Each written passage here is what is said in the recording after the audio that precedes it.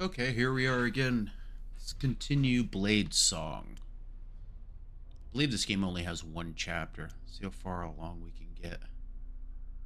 Then we'll have to wait for it's in early access, so we'll have to wait for the rest of the story. Continue. Let's see, where am I today?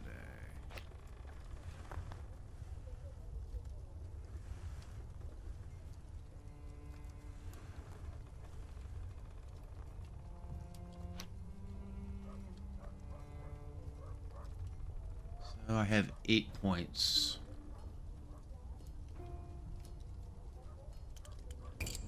What do I have?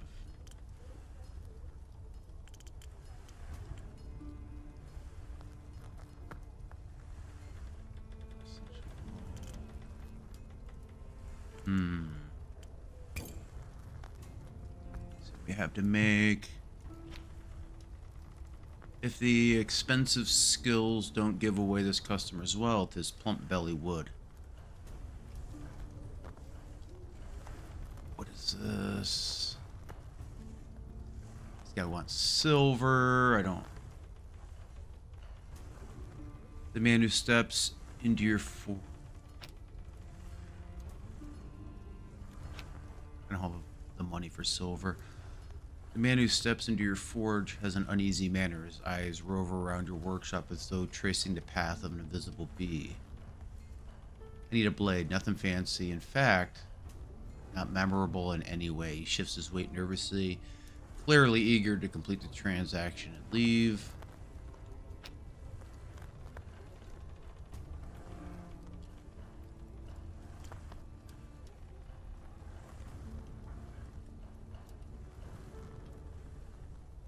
Nine. Let's see.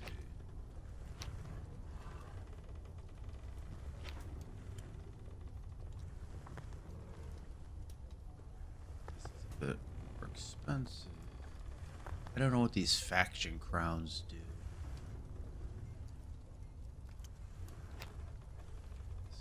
Man tumbles through the doorway, catching himself on one hand before springing upright. His left ear is a bandaged stump.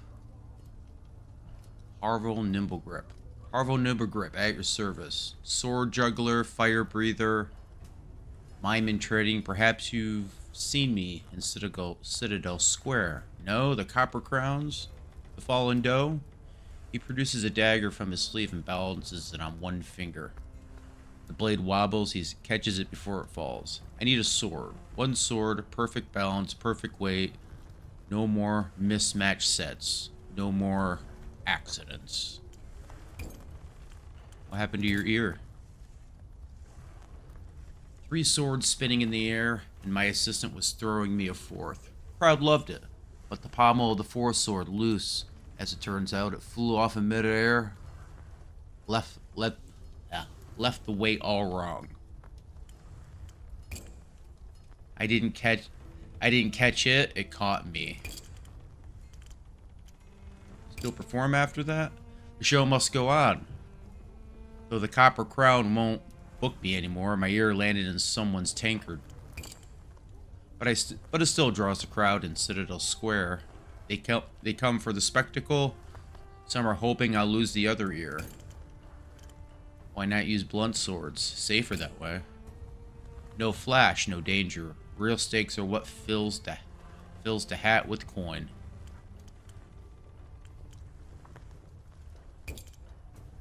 Maybe it's time to find a new profession. And do what? Herd goats in the farming district? Count coins for some merchant? I was born to make crowds gasp. To thrill, to spill, to demonstrate skill. What specifications do you need?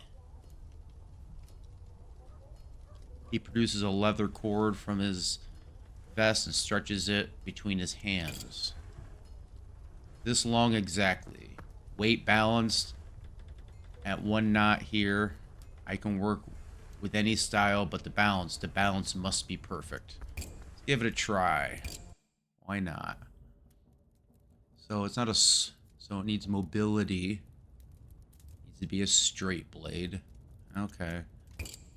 Blade mode. We will add length.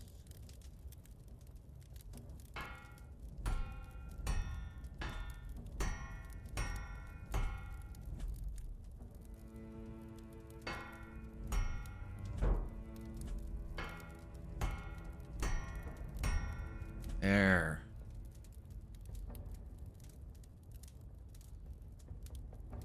Narrow points. Play.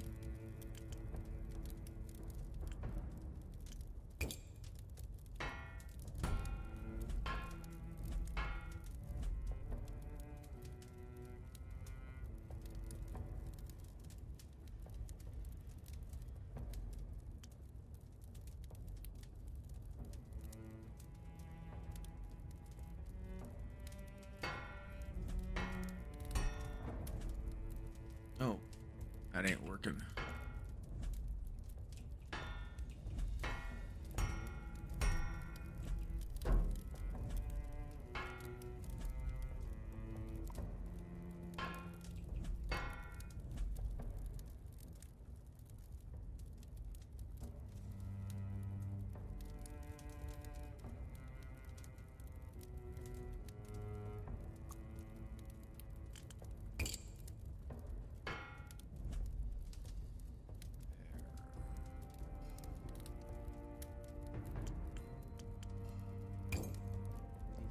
Narrow points.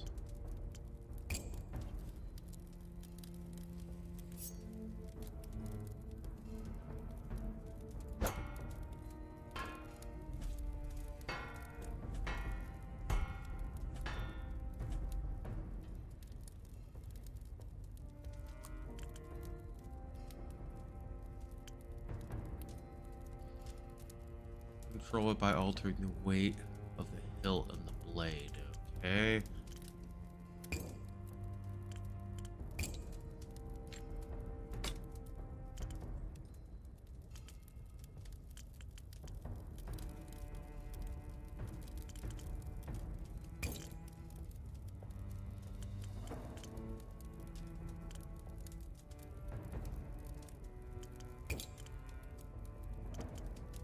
Be one-handed.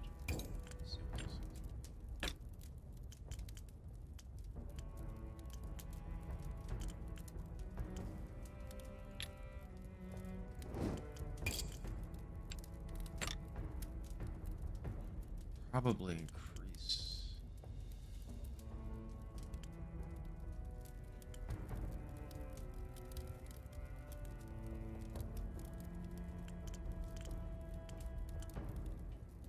Increase the length, maybe. Let's see.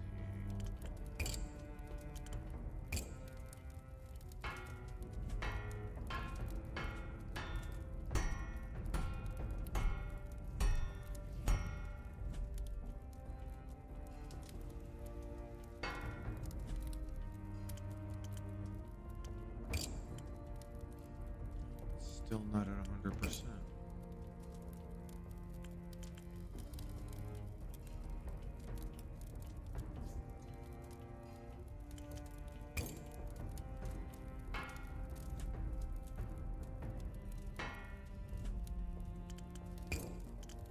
Wants a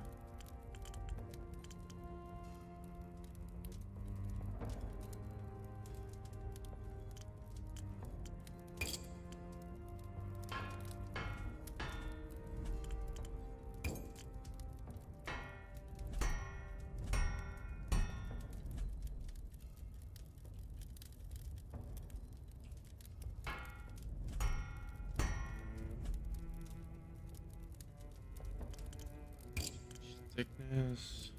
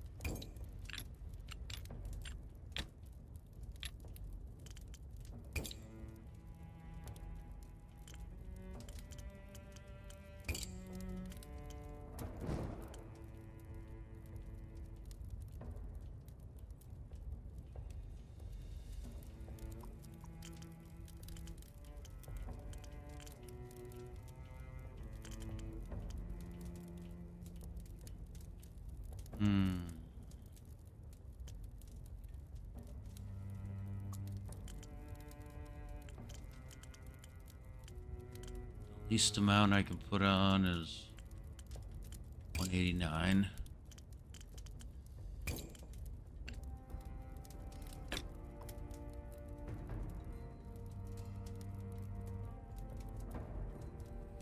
Maybe the problem is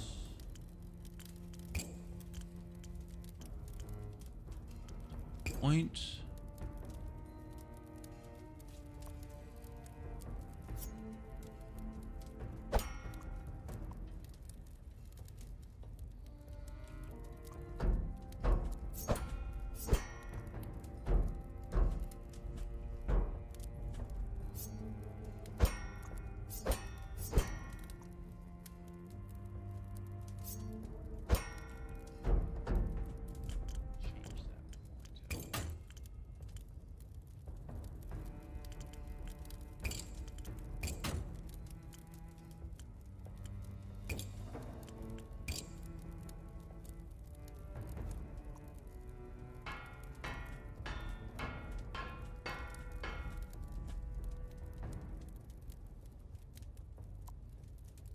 Straight blade.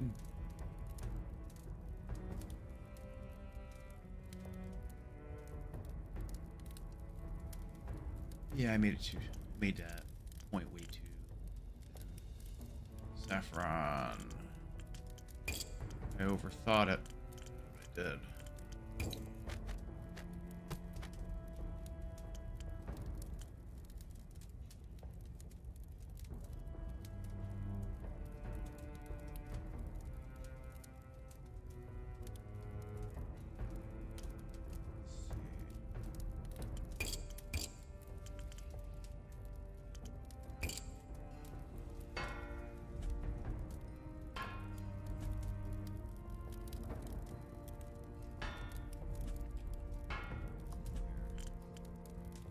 That's what he wants.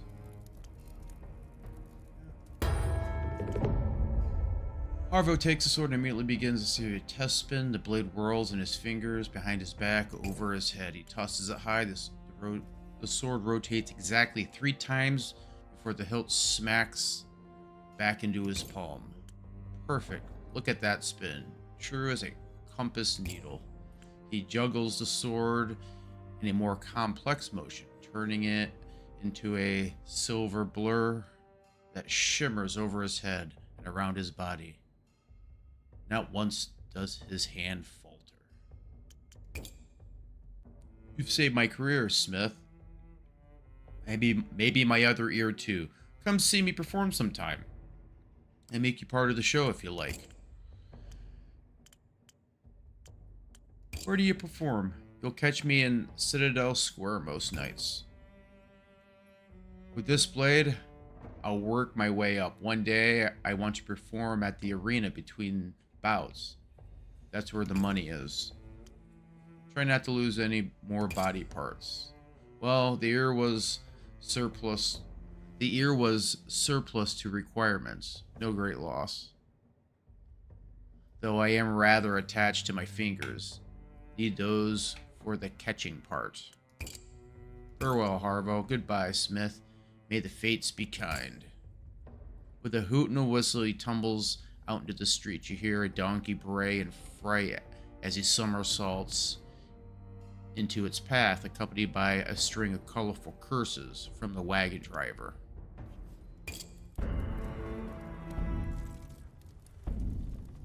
Okay, what else do I have?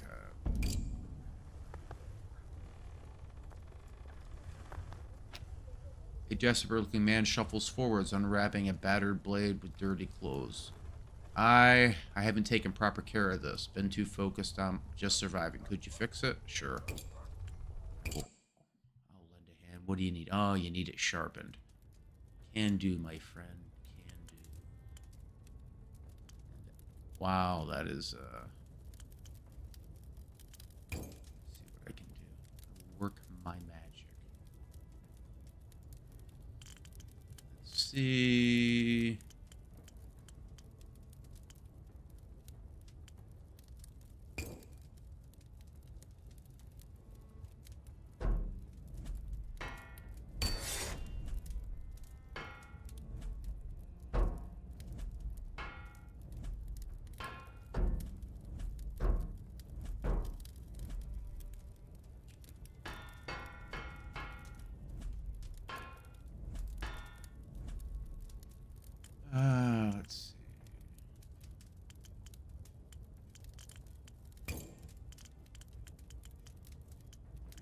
cross-section.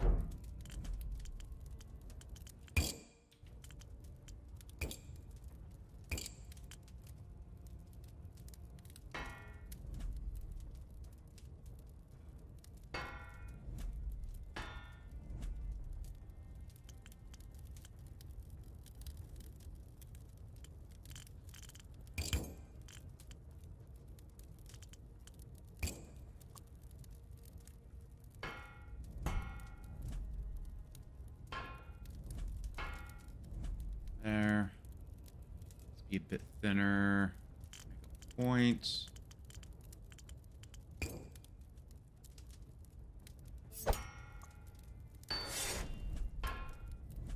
There.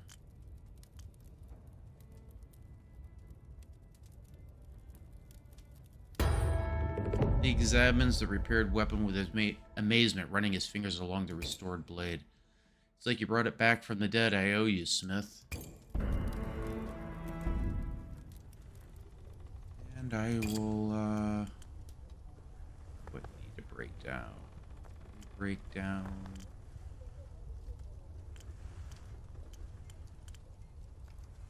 Rusty old tools. There.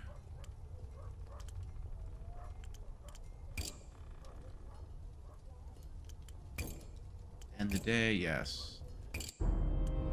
Explore the keep. Go to the Citadel Square. See if I can find that what's her name's uncle. Vikings fresh unloading. Juggler starts a small crowd. After a moment, you recognize Harvo, who commissioned the blade from you recently. Where is it?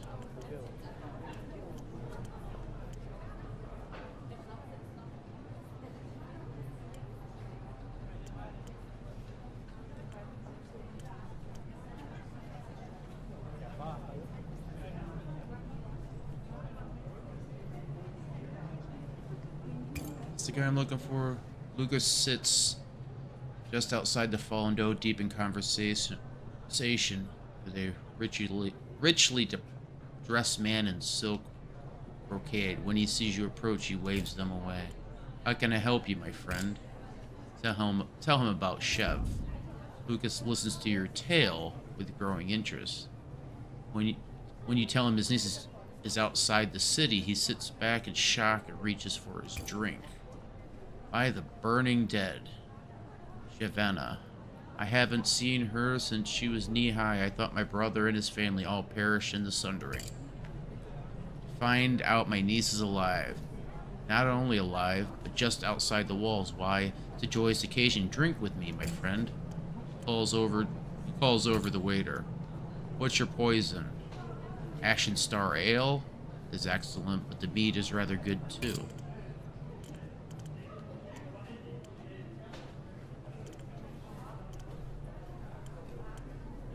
I'll have an Ashen Star Ale. Lucas smiles approvingly as your drinks arrive. He raises his glass in a toast. To old faces and new friends. As he sits down the glass, though, the joy is already fading from his face. Poor Shavina. She must have endured great hardship to cross the waste. Getting her through the gate will be no small feat. Did she mention any skills? Botany, crafting? Can she handle a sword?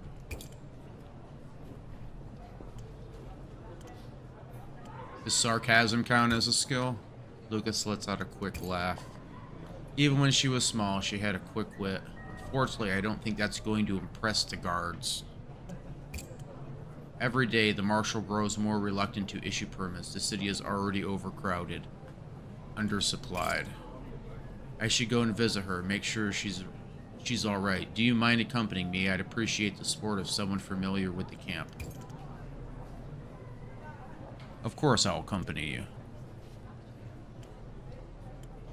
Just promise me you'll wear something inconspicuous. Your clothes will mark you as an outsider. Of course, give me a day to make the necessary arrangements. Do you know anyone who can supply me with wood? Do you know where I can find steel for my forge? There's an ironmonger by the name of Quell who used to supply your predecessor with all his steel. She got a stall over there somewhere. He points vaguely in the direction of the market. Do you know anyone who could supply me with wood?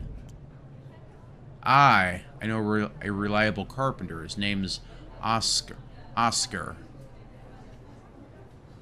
Last I heard, he was over at the Steady Stay, helping them out after some drunk crows smashed up the place.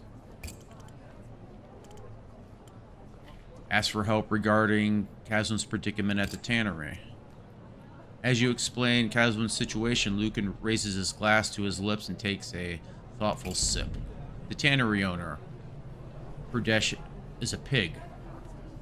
He has a reputation for hiking up interest and extending indentures well beyond their original terms.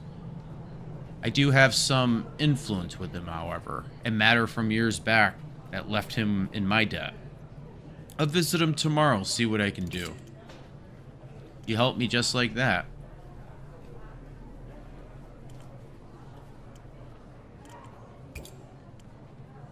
If I help you out here, perhaps you'll help me get Shavana into the city, Why is the tanner in your debt? I helped his daughter, a bright and honest young woman, as different from her father as night from day. I'll leave it at that. It's not my story to tell. How do you know him? Oh, I know everyone in Aaron Keep. That's my job, my passion. My raison d'etre. I don't know what that means. He chuckles, but you get the sense that he's not speaking completely in jest. Thank you, Lucas. I won't forget this. Consider it payback for telling me about my niece. See how society works? A chain of debts and obligations and favors looping back to one single act of kindness. It's beautiful. Know anything about what happened to Thesson Felber? Not much. He was here one day, gone the next. I try to see the good in everyone, but sometimes it requires a magnifying glass. Thesson was one such case. He was rude and ill-tempered, but by all accounts, an honest businessman. His wife, Elise, was a kind soul, but sadly under the thumb of her brute of a husband. She worked as his assistant in the forge. She went missing around the same time as he did. Switch the topic to personal matters. What do you need? What do you do exactly, Lucas? Can you not tell? I'm a layabout, a lazy good-for-nothing. I talk till my throat is hoarse, and I drink to soothe my pain. When the drink gets my tongue wagging, then the drink gets my tongue wagging, and the cycle begins anew. There's more to it than that. He chuckles. I suppose your real question is, how did I build my fortune? Well, I know almost everyone, and almost everyone knows me. I can be trusted to keep a secret, or fairly resolve a dispute. I used to be a merchant, but strangely enough, I make a better living trading connections than I ever did trading silks. Chev told me you moved to Aaron Keep to find your fortune. Looks like it worked. I was rash and headstrong man in my 20s. I identified a trade route between Aaron Keep and Orland that could turn a profit. I thought everyone else was just too stupid to notice it. But the route was less straightforward than I hoped. I made some marginal profit, but it wasn't long before the Houndsburg League took notice and started undercutting me at every turn. He takes a contemplative sip of beer. His eyes focus on a point in the far past. You can't build a business without a risk. You just got unlucky, that's all. So what did you do? I realized my real talent wasn't in spotting trade routes. It was in spotting people. Even when my business was failing, other merchants would seek me out to talk through their problems. So I started hosting informal gatherings, at the fallen dough. Just drinks and conversation.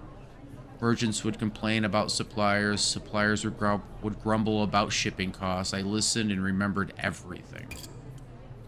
Now, when I connect people who can help each other, they show their thanks in their own ways. A bottle of fine wine, fresh bread at my door, a coin or two for my troubles. I never ask for payment. I just bring people together, and they show their gratitude in ways that keep me afloat. I still laugh about it sometimes. I spent years working all hours as a frustrated merchant. Let's try this again. I still laugh about it sometimes. I spent years working all hours as a frustrated merchant, but I found my true calling at the bottom of a glass of ale. What happened to the trade route? Worthless now. The sundering left it riven with chasms. Orland used to be our closest neighbor. The border was only a week's ride from here. Nowadays it feels as distant as the stars. The conversation flows like wine. Lucas is never short of an opinion or insights. Eventually, there's a lull as he drains his glass. Switch back. What do you need? Been a good night. A pleasure. Leave Chef's plight with me for the moment. There must be someone who owes me a favor. Let's see.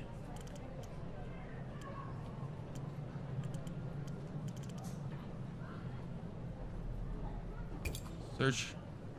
You walk beneath an awning, keeping an eye out for anyone selling steel. Failure. Unfortunately, nothing catches your eye. Okay. Listen to the traveler's tale.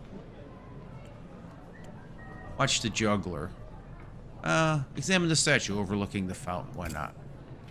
The statue atop the center fountain is relatively small, only a little larger than a man, and so weather-beaten that you can scarcely make out its features. Whatever it once held aloft has broken off at some point across time's long march. Now it's just grasping empty air. I'll watch the juggler. The blades spin hypnotically through the air as Harville Nibblegrip delivers his patter.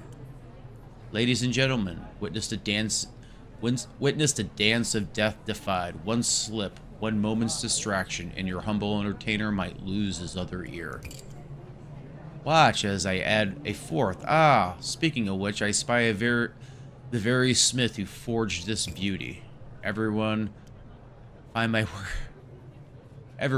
workshop in the artisan's quarter. He tosses the blade in the air, adding it to the whirl of silver over his head. The crowd whoops and cheers. The performance goes without a hitch, all four blades twirling in mesmerizing patterns. Harville catches them on his nose one by one, then flips them back into his belt. His upturned cap fills with coins immediately. Come back. Same time tomorrow. I'm here all week.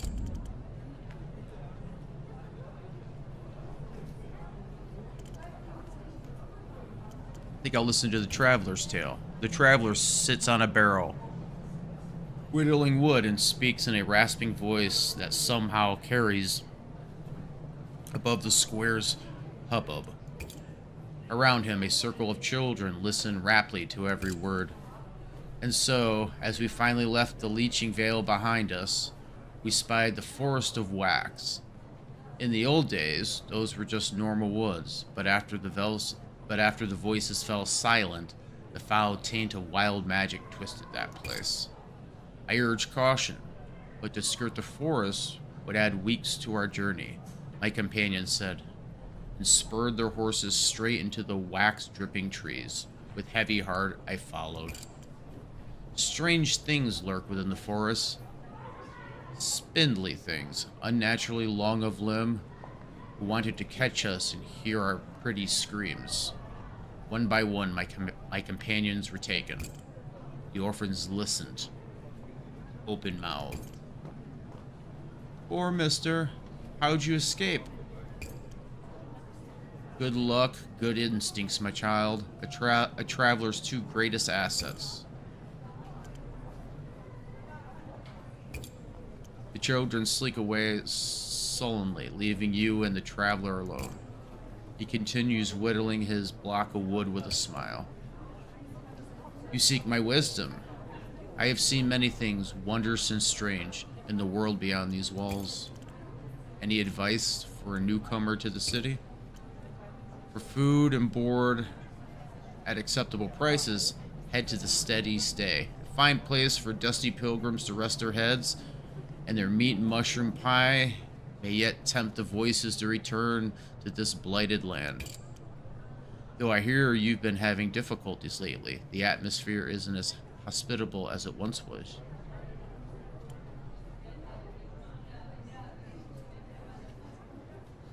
Already know this location. Any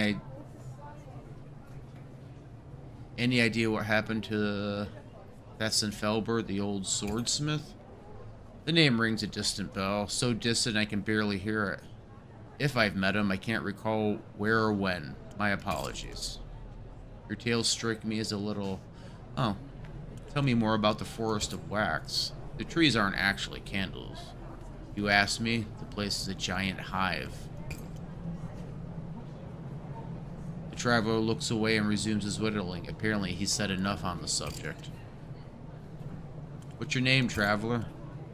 In the cold reaches of Hitha, they call me Farfellow on account of my travels. In Karev, I'm known as Knaveheart for reasons I'd rather forget. In Fair Orlin, they call me Grey Sparrow, and I know not why. My mother named me Abelard. I suppose she'd be the authority on I suppose she'd be the authority on the matter. Your tale struck me as a little fanciful. The traveler pauses his whittling. He looks up. He looks you up and down. You aren't native to the keep. I don't know your face. You've lived most of your life outside these walls. What did you see? Plagues, famine, barren soil, wild beasts, and the evils of men. Nothing as outlandish as you describe. Well, I suppose I haven't traveled as far as you have. Plagues, famine, barren soil, wild beasts, and the evils of men.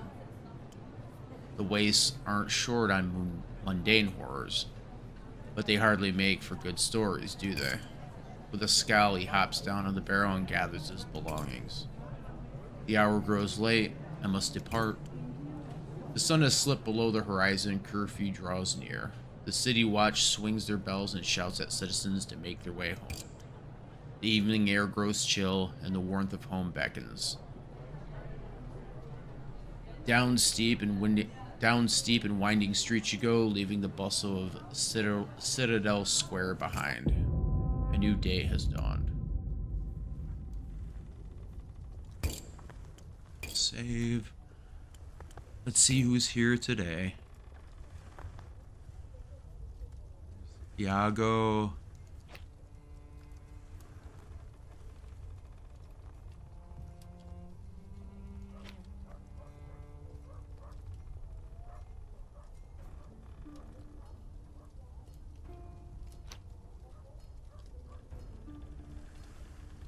Oh, I've already helped idiot here. Losing his blade. I send you to hear boy. Scarcely 16 numbers enters your forge, walking as though a great weight rests upon his shoulders. Sits a heavy leather pouch on the counter with both hands. Tidings, Smith. I require a sword. Can you tell me? You can tell he is deliberately trying to lower the pitch of his voice by an octave or two.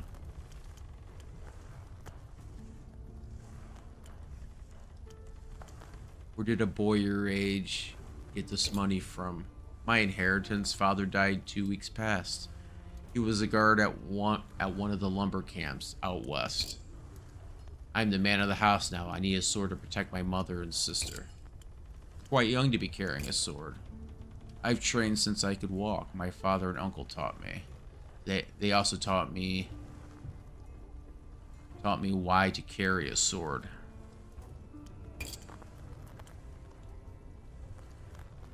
He recites it from memory. As if from memory.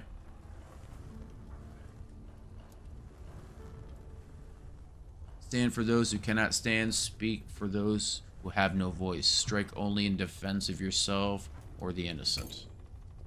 What kind of sword you need? One size for my reach, balance for speed, not brute strength. Further away, said technique beats strength. I'll grow into a heavier blade, but for now I need something I can actually wield. You know, even though I'll burn off all my points for the day, I'm gonna make this for him. Seems like he needs it.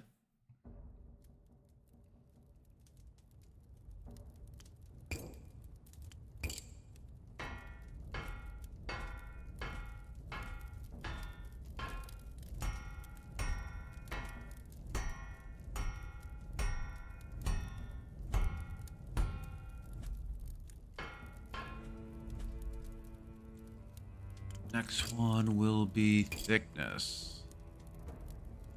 This.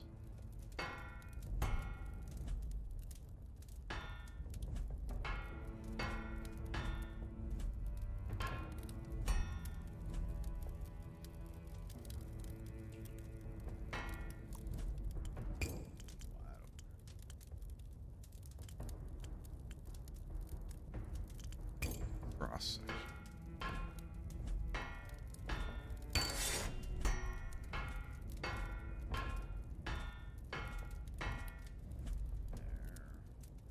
These are narrow points.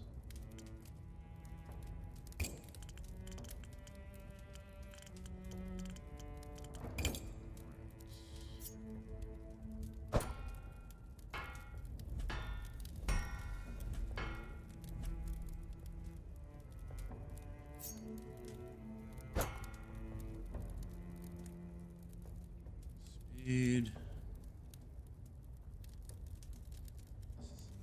1.5, okay. Let me see.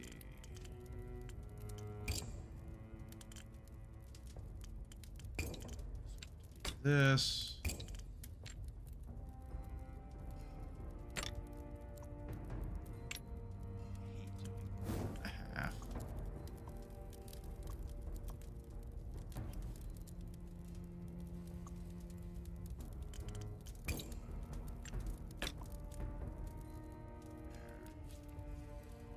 Why it looks like that.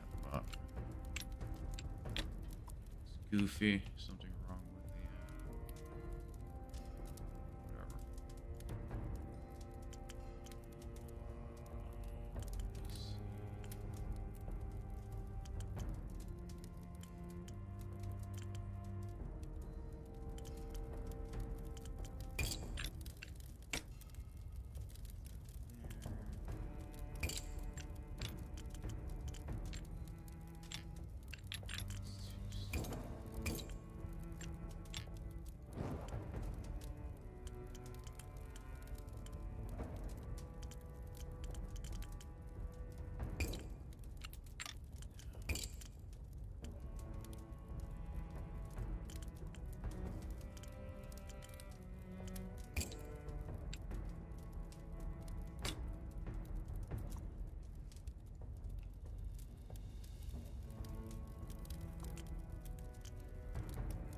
Sword a little bit longer.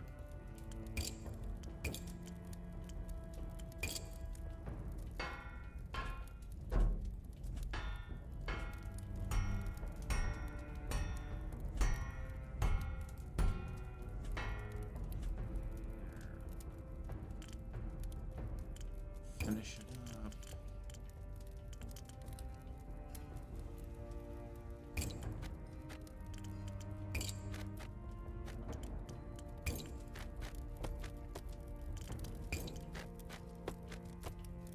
How's that? Looks beautiful.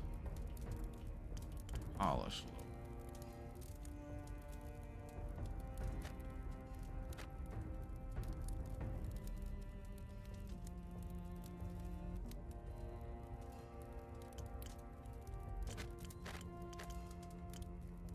Everything you could possibly.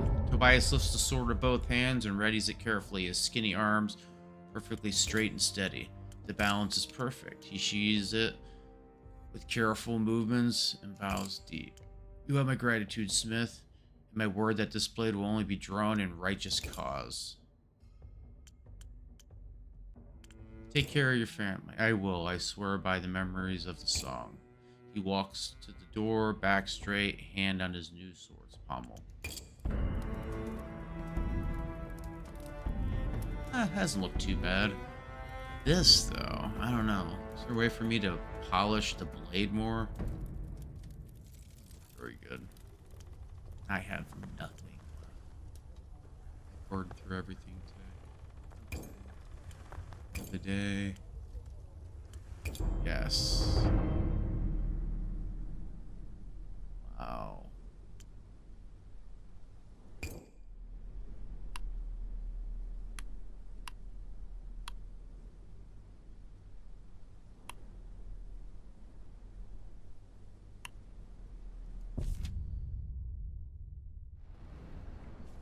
Tannery.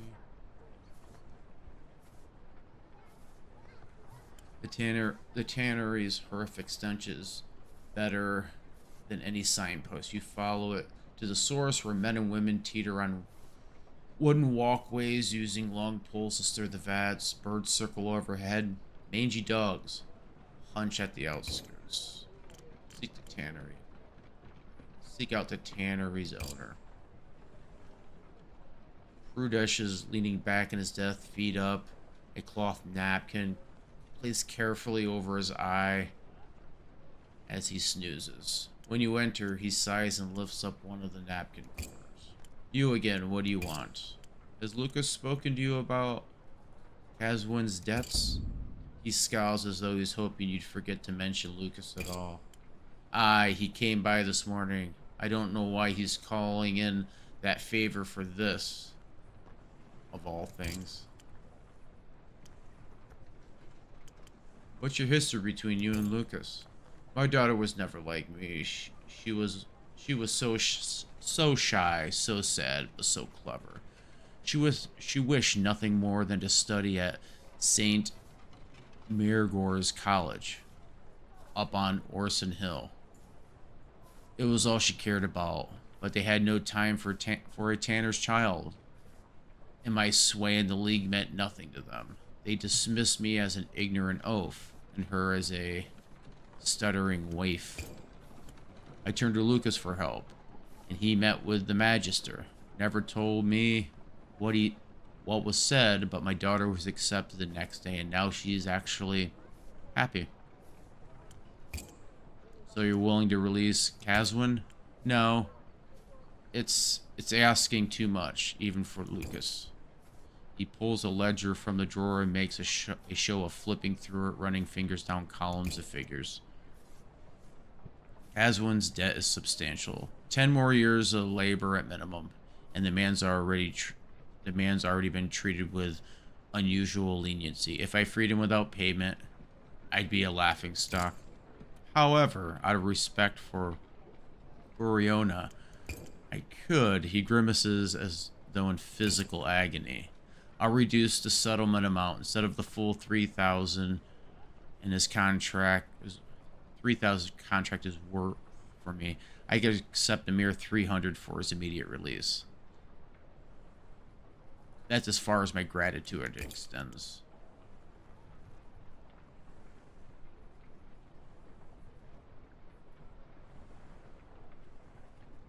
What happened to the stuff about your daughter finally being happy? What? My daughter's opportunity was indeed priceless to our family, but Caswin represents significant value. 300 arrows is already a considerable reduction. At the end of the day, I still have a business to run.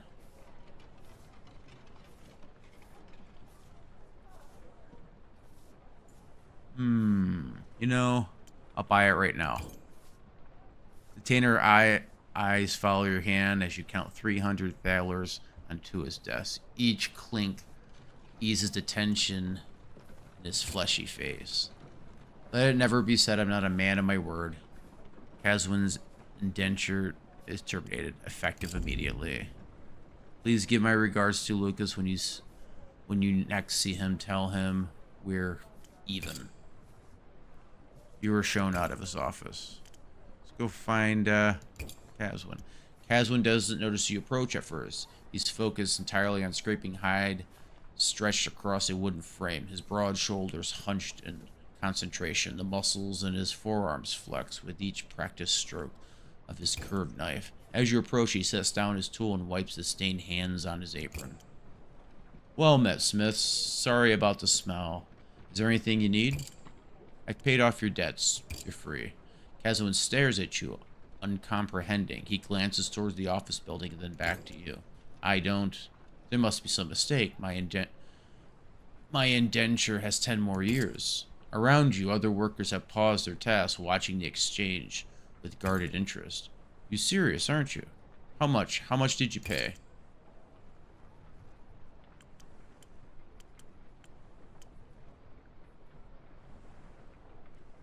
$300. That's so much money. Thank you, Smith, from the bottom of my heart. I don't know how I can ever repay you. There's a place in my forge. Gather your belongings. Start working for me tomorrow. Don't worry, you haven't traded one debt for another. Do as you wish. There's a place in my forge if you want it. Caswin nods mechanically, still processing. Then, as reality sinks in, he stands straighter, a flesh color returning to his shallow cheeks. Whatever skills I have are yours. I'll seek you tomorrow. With a profound purpose, he tucks his skinning knife into his wristband and goes to wash himself clean of the tanner's stench. Hurry back to the forge.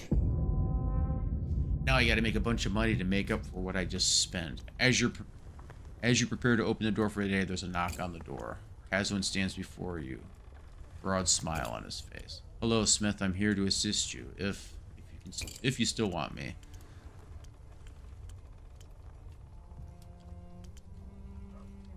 I didn't go through all that trouble just to leave you to starve. He steps into the forge, looking around with an appraising gaze.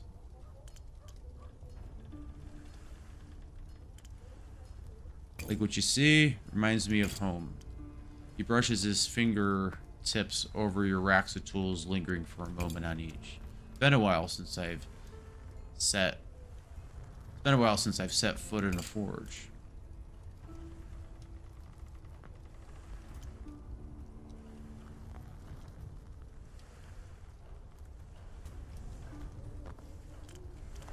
Show me how you'd get the fires burning. Given a task to perform, Caswin's anxiety disappears. With a swift movement, he shovels charcoal into the hearth, then pumps the bellows until the forge is filled with blazing heat. He looks up at you, wiping the sweat from his brow. That's how I do it. Welcome to the shop. Thank you again. You won't regret this. He grabs a broom and begins sweeping away yesterday's ashes. And before I forget, if you want to buy leathers, don't go to the tanner.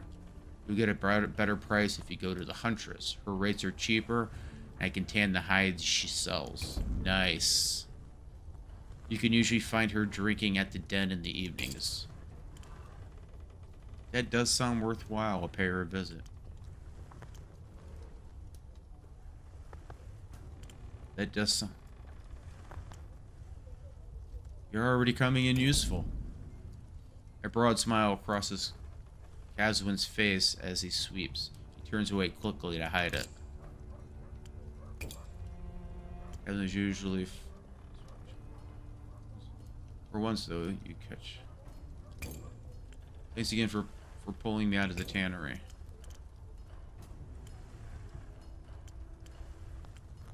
I have a question about Aaron Keep. I'll answer the best I can. He He wipes away the sweat from his grimy brow, awaiting your next words. Are people loyal? Are people really loyal to the Masked King? Depends on what you mean by loyal. Most folk in Aaron Keep are grateful to be inside these walls. Everyone knows the Masked King keeps us safe. Without him, we'd be fodder for the crows. Then there is the other side of the coin, isn't there? Terror. People fear what would happen to them if they weren't loyal. Tell me about the Houndsburg League. Cowan's face darkens instantly. His shoulders tense and his hands curl into fists as his sides before he consciously relaxes them. Well, you can probably guess how I feel about them, saying that they kept me in the tannery as a little more than a slave for nearly 5 years. Their emblem is an armored fist clutching wheat. The wheat represents prosperity. The fist, that speaks for itself. Break a contract with the League and they break you. Simple as that. The Marshal looks the other way. The Masked King too. Maybe they're in the League's pocket, or maybe they just need what the League brings in. Either way, there's no justice to be found when the Houndsburg League decides you belong to them. What's your thoughts on the Magisterium? Casman adjusts his leather apron nervously, callous fingers fidgeting with the straps. Sometimes I wonder what the scholars have in the library of theirs. Records from the Sundering? Maybe true accounts of what actually happened, not just the stories we tell each other. No, not that they'd ever let a tanner near those precious scrolls. Can you imagine? They'd throw me out on my ass faster than the watch clears the square at curfew. Sounds like you wish you were a scholar, not a smith. Are you sure about that? The Magisterium probably have need of literate men like you. Do you think? I never considered. He catches himself and laughs self-consciously. Don't get me wrong. I'm very grateful to be here in the Forge. I'm doing what my father did, and his father before him, and what my brother never got the chance to do. This is 1,000 times better than a tannery. Still, to just sit among all that knowledge, I could scarcely imagine what an honor it would be. What do you know about the Marshal? He's the Masked King's right hand. He commands the city watch and oversees laws and justice in the city. The Masked King doesn't give speeches. The Marshal makes up for that. He gives a lot of speeches. Whenever there's a parade, he's the one on the podium, declaring some new law or tax. Always for our own good, of course. Takes a sip of tea. Let's get back to work. I got 8 points. Next customer.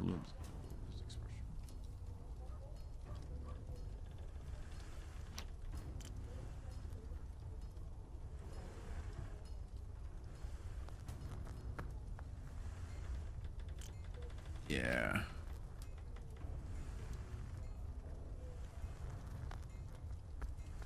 Iago, a man who strolls into your forge with a small stature but clearly geared for combat.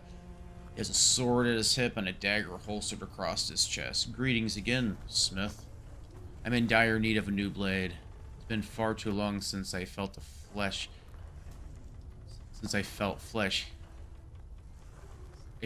hilt in my grip. 21, holy crap. Your next customer looms at your door, expression grim. Make me a sword, Smith. His voice is guttural rasp. He doesn't seem inclined to go into any further detail. Sure.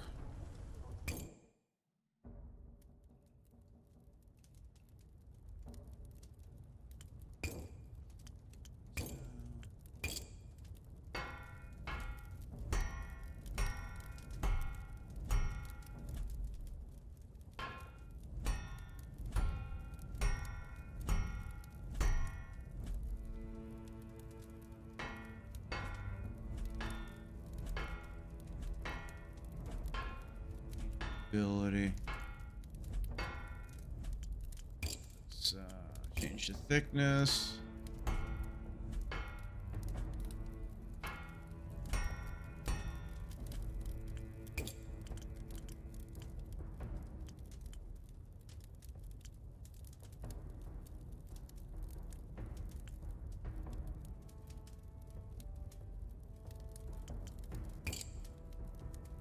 It's a narrow point.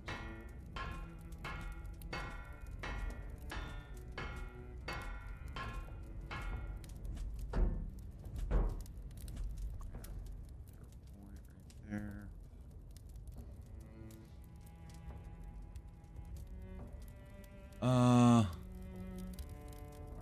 Actually.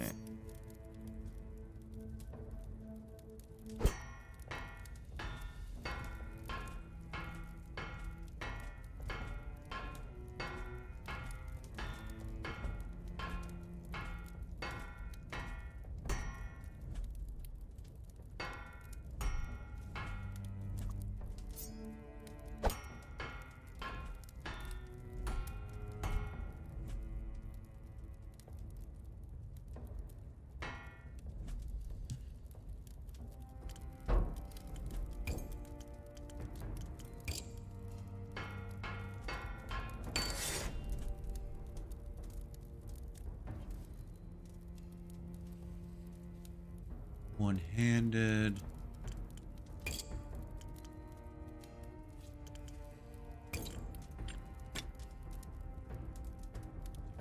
Good.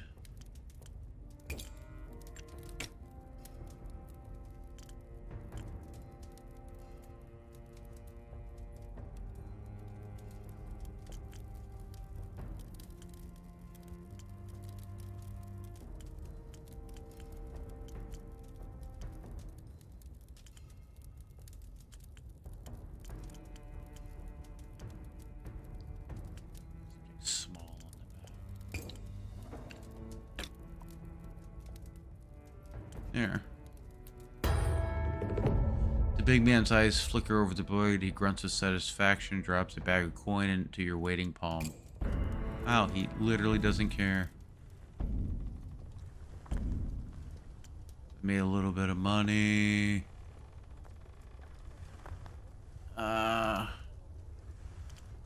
Do one more thing. Woman shuffles forward, her eyes red rimmed. She has a sword in her hand that's clearly seen years of neglect. My husband passed away a few days ago. This was his blade. I told him it needed maintenance, but he insisted it was fine.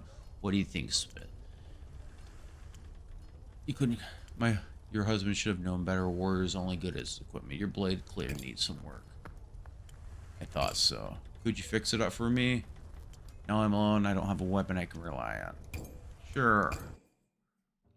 Nice weapon. Needs to be sharper. Easy enough to fix. Cross section.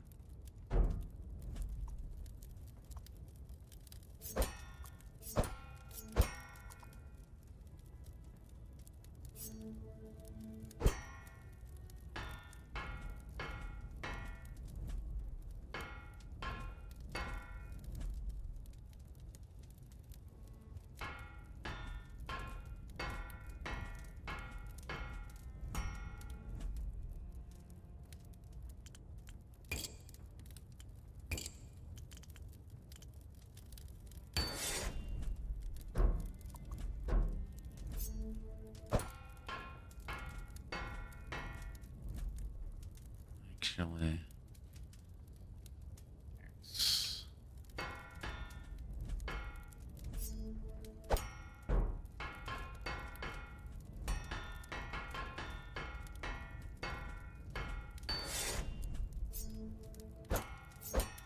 Where it was before.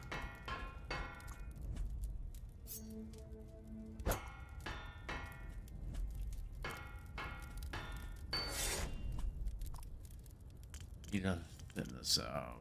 Change thickness.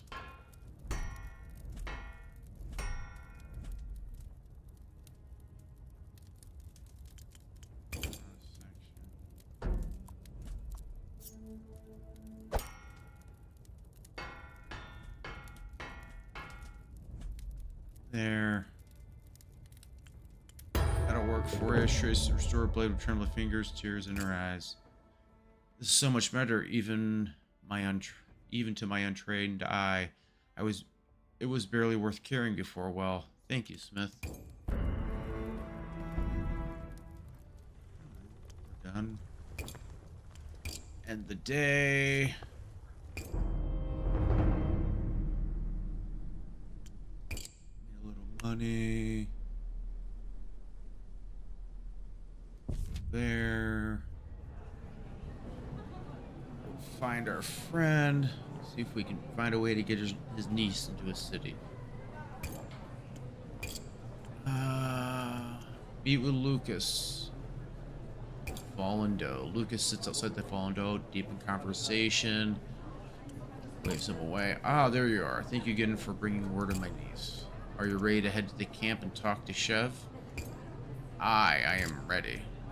Lucas has eschewed his usual finery for simple peasant clothes. Still look too clean. Perhaps I can smear some mud on my face once we're past the outer gate. He stands from the table, knocking back his last drink, gestures for you to follow. Follow him.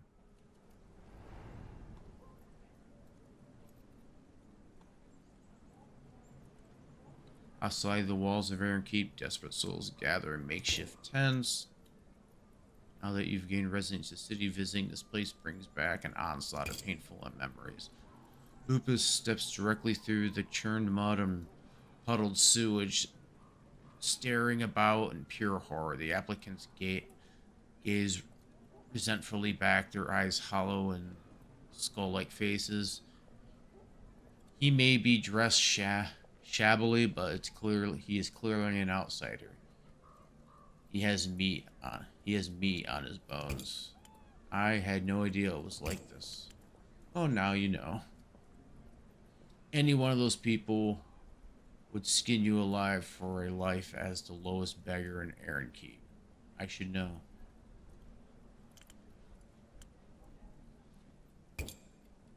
It's worse than I ever imagined. And the man falls silent. You pick your way between the ragged tents until you finally reach Shavina. She's crouched outside her tent, gnawing at a chicken bone. Get her attention. She glances up and then her mouth turns to a perfect O of shock when she sees Lucas. She rushes to him, enveloping him in a fierce hug. Chev, I can't believe it. You really are here. Uncle, you came. By the burning dead, your skin and bones, girl. Here, take this. Lucas has brought as much food as he could spare from his weekly rations. A loaf of dark bread, 3 withered apples, and a chunk of salted meat wrapped in cloth. Chev attacks it with gusto, tearing into the bread like a ravenous wolf. It's good to see you two reunited. Hide that food. You'll attract attention. Chev nods, drawing you and Lucas into the privacy of her tent. You weren't lying. She's actually here. I can't believe my little niece traveled all this way and survived so many hardships. Thank you for letting me know where to find her.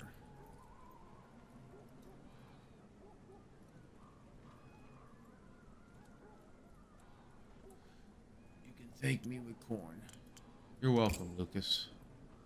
I don't know how I can thank you enough, Smith. I'll be forever grateful. Here, Uncle, sit down. We have so much to talk about. Sit with him.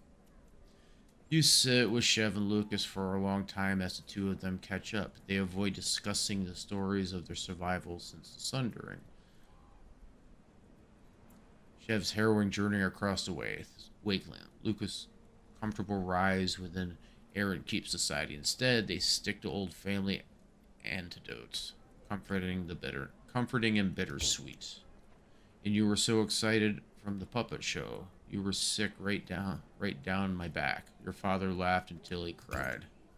Chev is laughing and crying too, wiping away tears as she relives the memory. Those were better days. I miss the world we used to have. Aye, lass. So does everyone. I wish we could chat all day, but we're going to need to head back soon before it gets dark. Our next step, Shavana, is to get you safely into Aaron Keep. Every day you're out here carries a risk.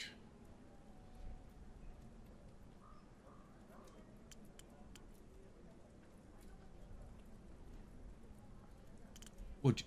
How do you propose we do that? Well, when I'm back in Aaron Keep, I'll call in all the favors I can. I know the marshal has been clamping down hard on permits recently, but perhaps I can pull off a miracle. Is there anything I can do to help, Chev? Is there anything you need? Actually, yes. While my uncle's busy calling in favors, could you make me a sword? Something lightweight, small but sharp. She shivers, her eyes scanning the dark shapes of the tents around her. I can't pay you, but I'd appreciate it. I'm starting to worry the rusty bread knife under my pillow isn't enough. No problem, I can make you a sword.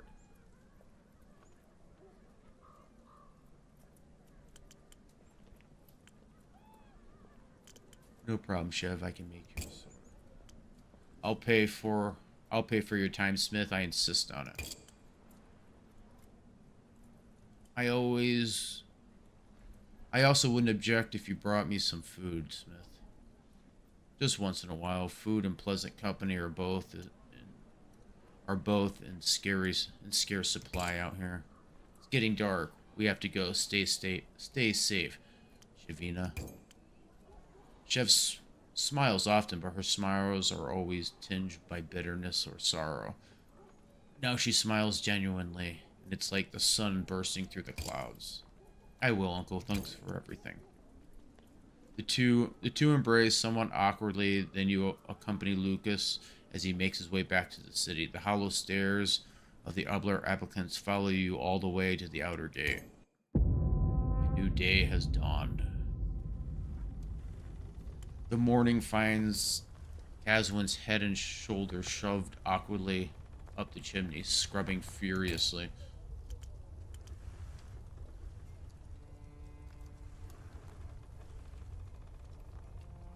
That's good enough. Your assistant replies, is muffled. There's still a bit I can't reach. Song's in. What the? He pulls himself free of the chimney. The gush of soot floods the forge, making you both cough and sputter. When it clears, you can see Caswin's eyes wide and white. In his soot-covered face, he's clenching something in his hand. What have you got there? He shows you what he found, an ugly iron box, cruelly made welded shut around the lid. It's blackened by soot. It was behind a loose brick. This must have belonged to the last smith who worked here. Well, what are you waiting for? Let's open it. Must have belonged to old Thesson Felber. I wonder what he was hiding. It takes half an hour hammering to get the iron box open. When it finally cracks open, a blackened journal drops out with a thump. Examine the book. As you flip, it becomes clear that this is Thesson Felber's diary. Read through methodically. He was a practical man. Most of the days are merely lists of transactions. He seems to have used this as both ledger and journal. Occasionally he will make a note of weather or an argument with his wife. At some point he starts making a note of the difficult commission. He refuses to write down the name of the client or go into detail of the requirements other than it's a sort of great complexity. His struggles with this commission takes up more page space than with every passing week. Towards the end of the diary, Thesson starts writing about his marital troubles. Apparently, he and his wife, Alice, had been struggling to conceive for many years. In desperation, Thesson went to the orphanage looking to adopt. He immediately took a shine to a boy named Merrill. But by the time he came back, Merrill had vanished, and the matrons were evasive about what happened to him. The last pages of the diary descended to frantic scribbling as a furious Thesson becomes obsessed with finding out what happened to Merrill. His blacksmithing falls by the wayside. His progress on the great project stops completely. with his final entry with his final entry is written in barely legible script. Corruption at the highest level, he writes. I held him. He told me about his nightmares. He trusted me, and now he's gone. I will find him. I will know the truth.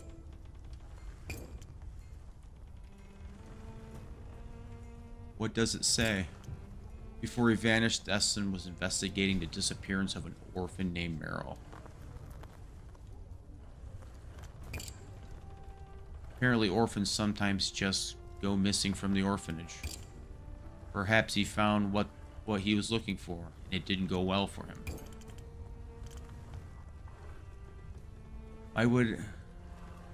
Why would Thesson hide his diary in a sealed box? To me, it seems he was trying to ensure only a fellow blacksmith would find it. I'm not so sure who he was trying to hide it from. Do you think Thesson found out who was taking the orphans? Sounds like he discovered something dangerous. I'm going to visit the orphanage and see if I can find out what's going on. I'll look deeper into this later. For now, we get back to work.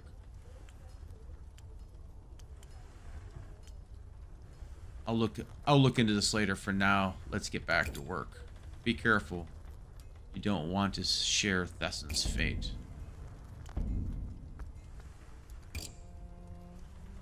I need to make a...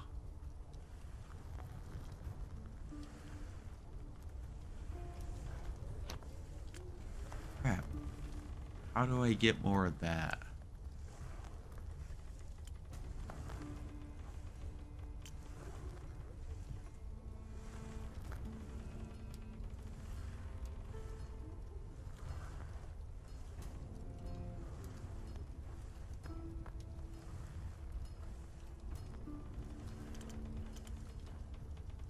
I don't even have enough.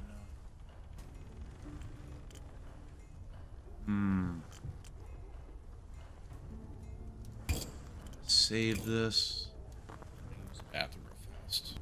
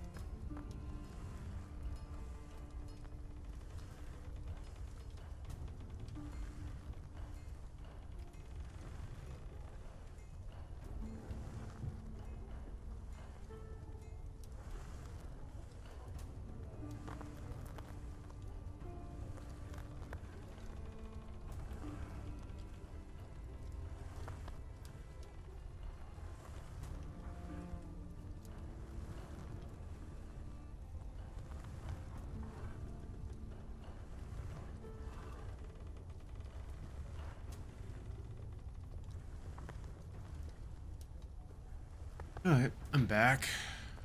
Let's see.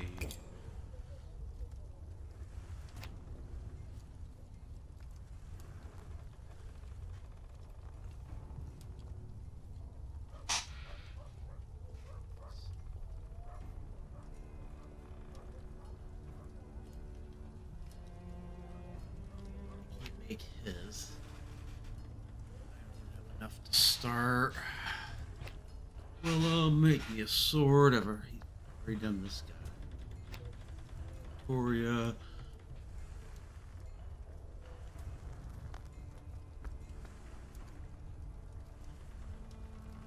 This Crow limps through your door, her right hand covered thick frosted bandage.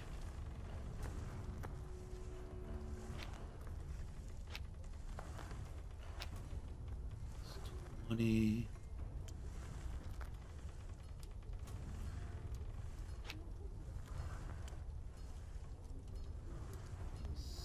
Bunch of steel wood.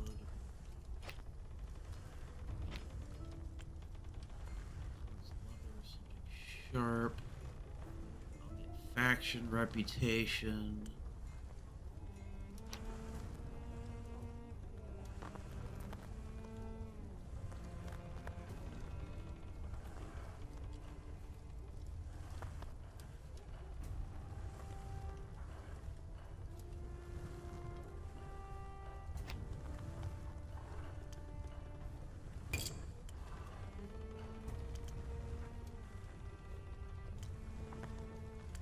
What's she paying? She's paying 103. Try this one. 50. Crow limps through your door, her right hand covered in thick, filth-crusted bandages. What happened to your hand? Me and my crew were looking for loot in the sewers below Creedhaven. Hit a pocket of gas, which didn't agree with our lanterns. Whole tunnel went up like the fires of Kenna. Had to drop my sword. The hilt seared right through my gloves, see? She unwinds the bandage a little. Her palm is a mass of shiny scar tissue. Can't grip proper anymore. Need a two-hander with a wider handle. Something I can hold even with this mess of a hand. Can you still fight like that? Have to. Crows don't retire. We just get slower until something catches us. Been practicing left-handed, but it's not the same. Figure if I get two-hander, I can manage better. Why were you in the sewers? Plenty to find down there. Back when the Sundering hit, most of the city's nobles fled down there to hide from the earthquakes and firestorms. Took their wealth with them. Won't catch me going down there again, though. We were hunted by things worse than any fire. Wide handle, sturdy blade. I can manage that. Good, my grip's weak, but I can still swing it if the weight's right. Wide handle, sturdy blade.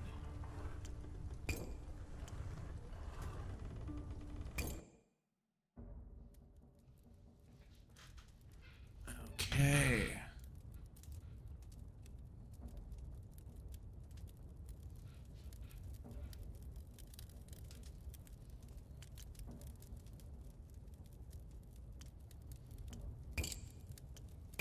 Changing the length.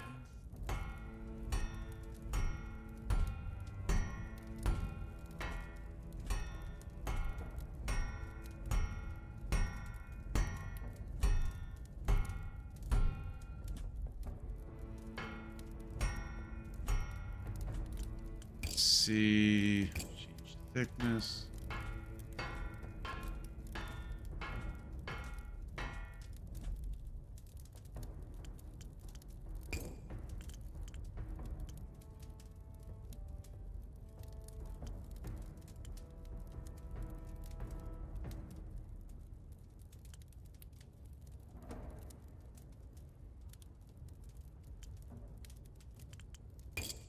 Section.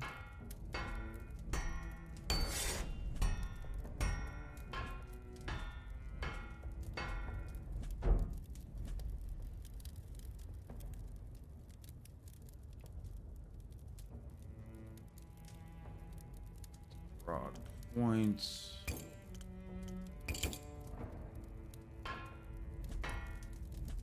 There.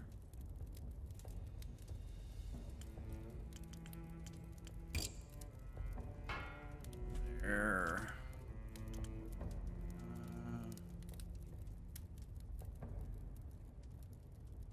Let's see. Two-handed.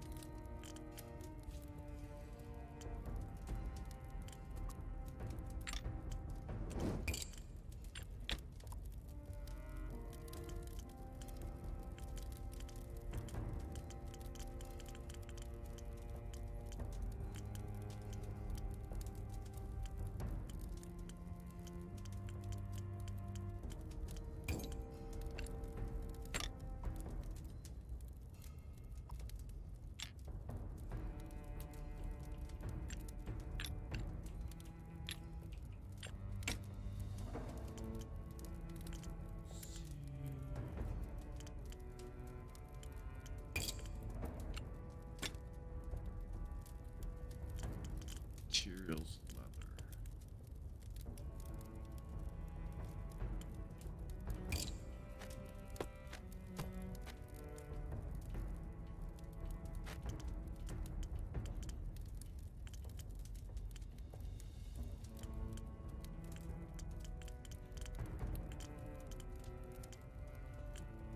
There, everything should work. Talifer wraps her scarred fingers around the white handle, testing different grips. Her burned hand trembles slightly, but holds firm. It holds. Song's end. It actually holds. She attempts a few two-handed practice swings, clumsily at first, but each movement grows more confident. Soon you'll be swinging the blade like you did in the old days. You still got a lot of practice. Why go out into the waste? Hope so, Smith. Hope so. She sheathes her blade and counts out the payment with her good hand. Before leaving, she flexes her burned fingers once more around the handle. Might live another year with this. It's better odds than I had this morning.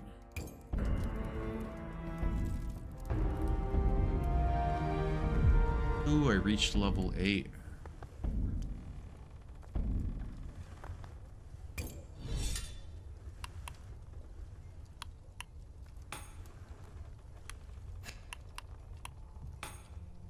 Unlocks the ability fuller with round ends, fuller with smooth ends. Oh, put the notch down. Nice.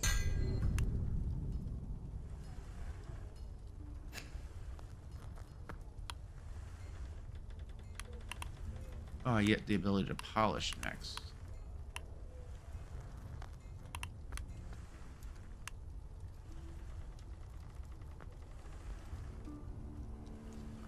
Okay, so we got 4 more points.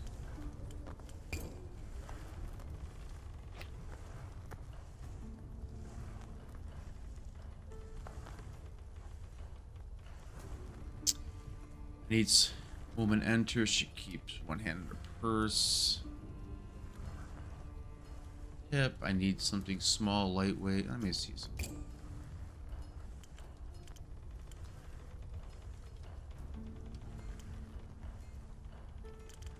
Yeah, I'll do one more.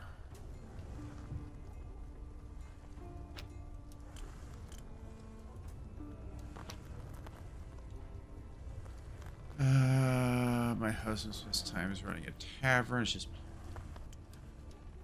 brown. Let's forge you another sword, ma'am. Get this done real fast.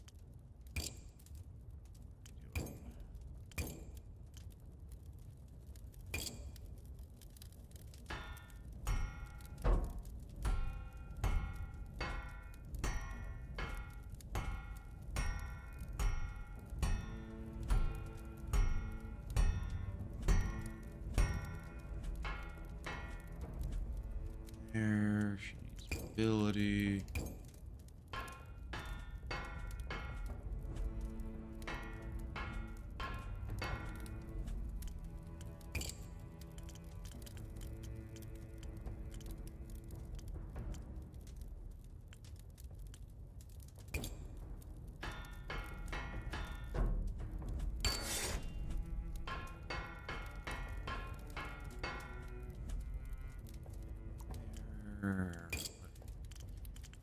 Point.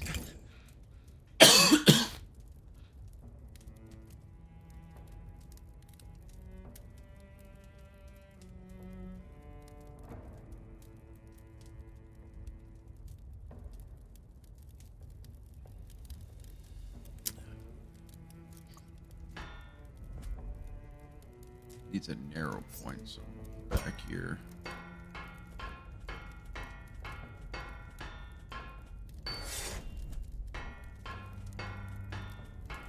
There. Points. One-handed.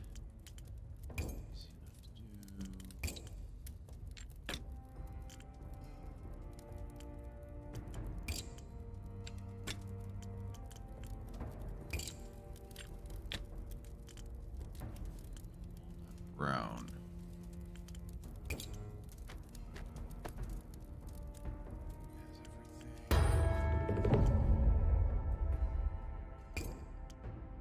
I'll sleep better tonight.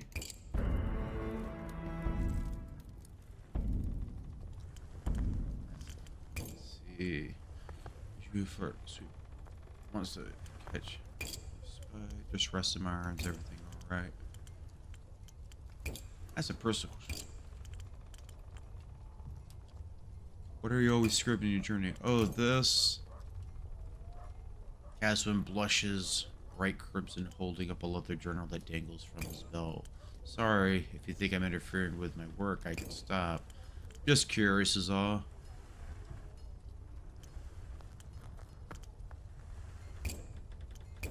Well, he opens up the journal and thrusts it in your hand. It's filled with tiny, cramped handwriting that appears to be written in some kind of indecipherable shorthand.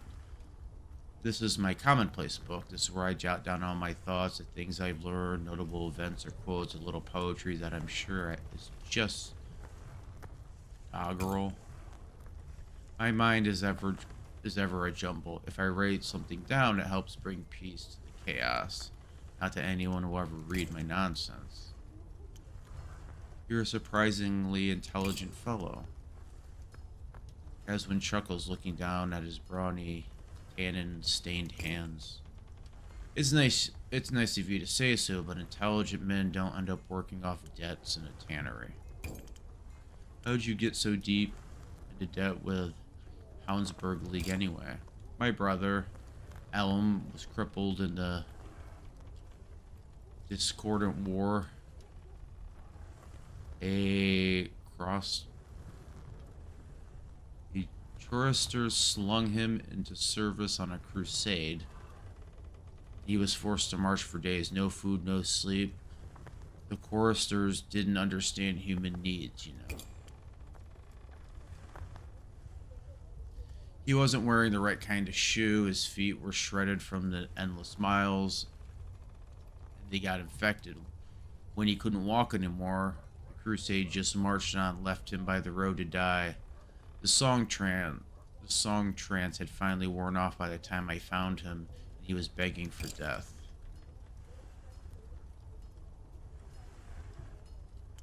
It's horrible. War changes people, makes men into monsters and martyrs. There's rarely anything in between. In any case, Elam never walked again.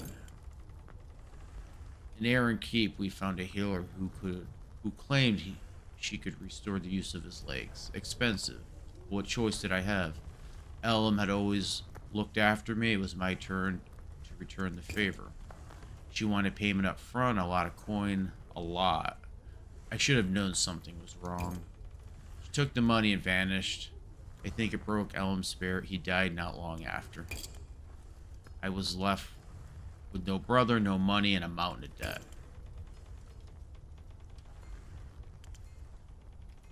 I'm so sorry that happened to you. Worse things happen to other folk, at least I'm still here. He studies his hand, permanently darkened by tannus. His eyes were haunted, his gaze pointed deep into the past. Then, with a sigh, he straightened his back and rolls his shoulders. You hear the creak and crackle of his bones. I should get back to work. Yes, of course. End of day. End day.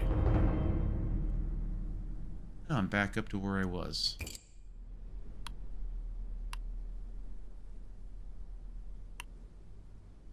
Carpenter, a client told me that the Bloody Cloak have set up camp here recently. Kazwan said I could find the Huntress here. I think I'll go talk to her. The Den. Nice bear. In search of music and merriment, you decide to investigate the nearby tavern. As you walk in, it becomes apparent that the Den is more than a tavern.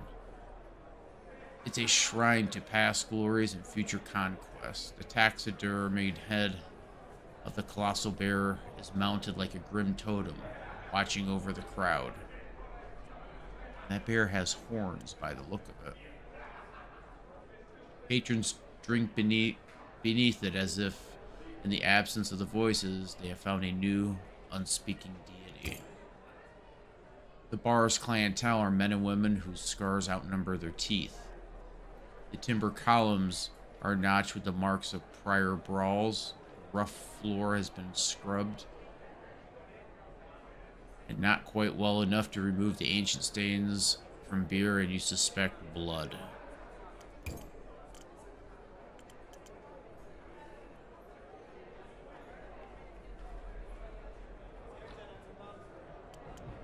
The head. Hanging like a hideous moon over the main hall is the taxidermy head of a colossal bear, clearly unnatural in origin, fanged and terrible. Horns branch from its misshapen skull, grasping at the ceiling like claws. Success. Such a thing isn't impossible. Much wildlife has been twisted by the wrongness that stole across the land after the Sundering. You've heard tell that some of these monstrous beasts have grown the size of houses, capable of toppling trees in a single swipe.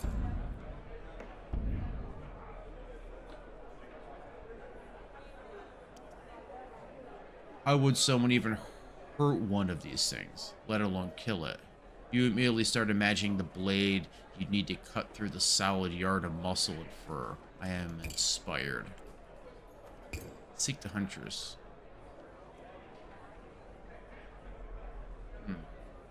Something looks wrong with her.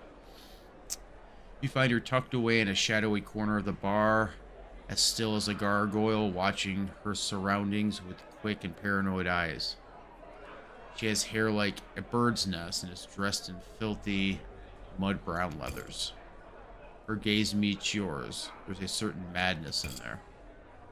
Kazwan sent me. He said you could supply leather goods at a favorable rate. Oh, Kazwan's alive. When he was gone from the tannery, I figured that boy had slipped and drowned in one of the piss vats. Poor mite. I like him, but he's not going to last long, that one. Why do you say that? The world is ending, haven't you noticed? We're all just biding our time into the end. Everything will be consumed by ash. Kazwan isn't a survivor. He won't even make it that far. How can you be so certain? Perhaps the world will heal. I can see why you and Kazwan get along. Peas in a pod. So you are. The end approaches, Smith. We may last another decade if we're lucky.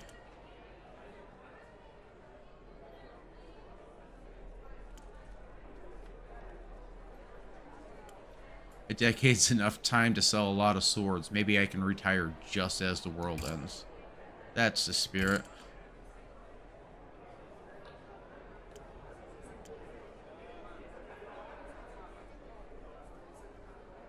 If all's lost, why do you bother hunting and selling hides? Why do you bother doing it?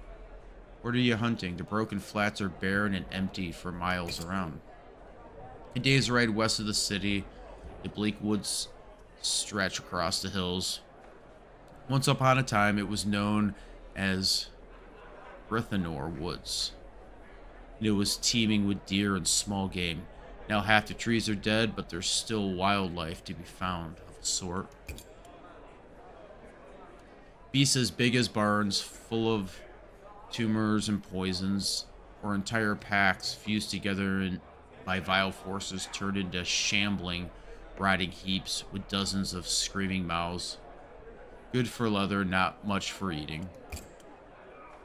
Fewer every month, of course. Soon they'll all be gone, and the woods will stand empty. If all is lost, why do you bother hunting and selling hides? Why bother doing anything at all? I like the sight of blood. I like to watch my arrow find its target.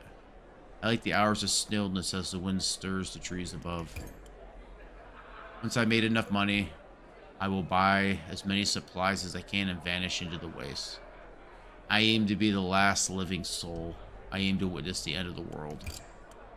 Enough of this door talk.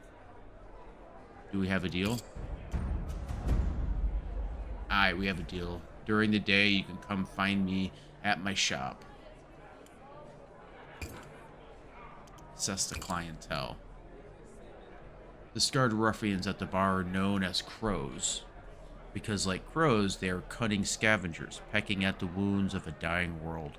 Warriors and wanderers, the crows venture outside of Air and Keep to work as sellswords for mad warlords, or plunder the wastelands for loot from the bygone age. The den is where they drink to forget what they have seen. The crows make up a bulk of the den's customer base. But there are others. A man sits in the corner with soft features and slight build, marking him as an outsider. By the hearth, a bard plucks at his lute. At a nearby table, a pair of off-duty guardsmen play cards.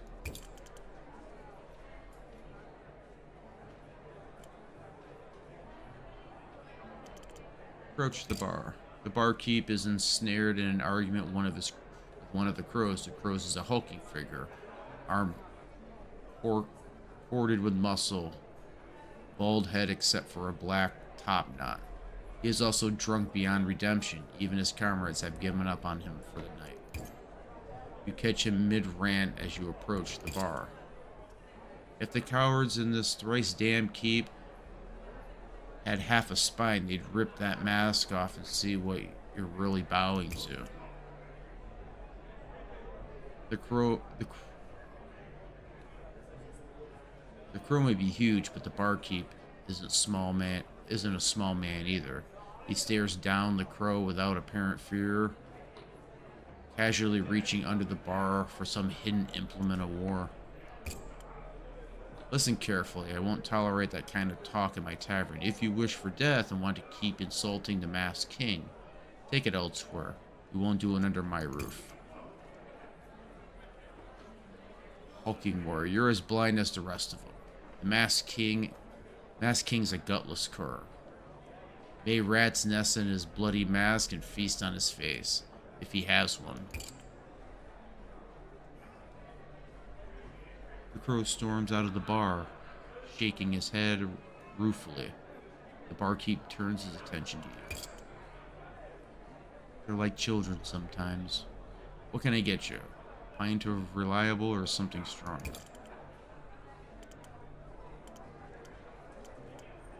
I have some questions for you. Ask away. I got nowhere else to be right now. Can I put up a poster advertising my smithy? The barkeep shrugs. See, why not?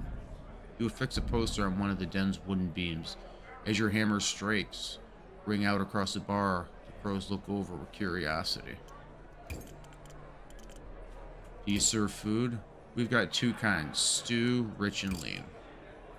One of the crows overhears this, leads to you with a grin. What Solomon means is, your stew can be lumpy or watery. Lumpy costs more.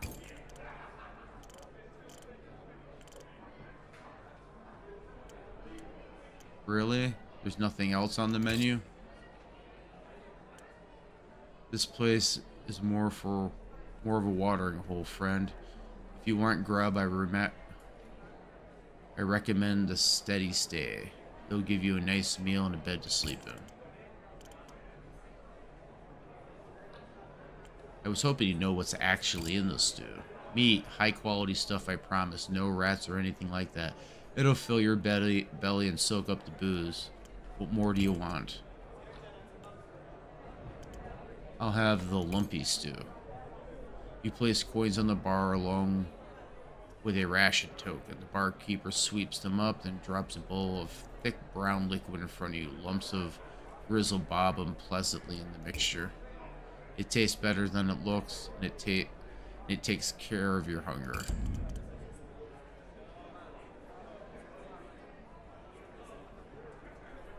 What were you and the crow arguing about?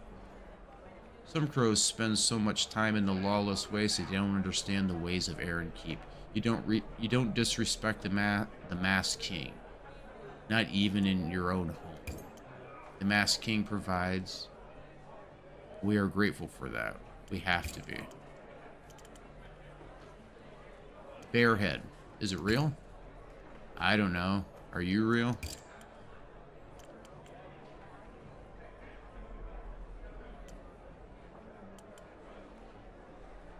Think so? I only ask because apparently some people have trouble trusting the evidence of their own two eyes.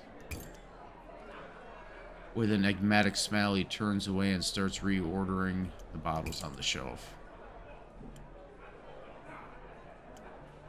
What happened to Thesson Felber, the previous swordsmith? Thesson was in here the day before he vanished, nursing his pint, clearly in a foul mood. When I asked him what was wrong, he damn near bit my head off. After I got him to calm down, he said he was in a difficult position, didn't know what to do, wouldn't go into any further detail. Didn't press him. After that, he downed his pint, wandered out into the night. Never saw the man again.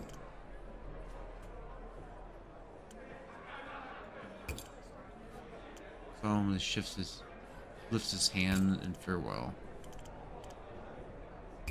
To the crows. In the safety of the den, the crows don't wear armor. They still have swords at their hips and grisly trophies adorning their bodies. When you approach, a deadly quiet steals over them. Tattooed crow, what do you want?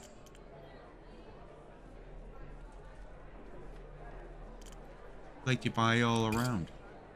The mood of the bar brightens considerably. Tattooed crow, well, why didn't you say so? You slid a heap of coins across the bar. The barkeep begins pouring a tankard after tankard of caustic-smelling booze. You know the way to a woman's heart, don't you? Take a seat if you like. Sit with the crows. It's a little like sitting among tigers. Even when relaxed, there's an air of danger about them. These are folks who make their living from killing. They've seen so much death, they no longer fear its sting. Right now, they're drunk and merry. Hopefully they stay that way. Of the 6 gathered at the bar, the friendliest, or rather the least hostile, is a hulking tattooed woman who's been speaking to you so far. Sitting beside her is a shallow man twirling a dagger, his face half hidden behind the dark curtains of his hair. When you look beyond him, you meet a pair of leering eyes deeply set within a hideous face. The crow's corroded yellow fangs are too large for the jaws they've been wedged in. When you glance away, he emits a high-pitched giggle. You can call me Hawk, my associate with the dagger. That's Charmer, don't piss him off. The guy with the teeth, that's Jags. He doesn't say much in case he bites his own tongue off.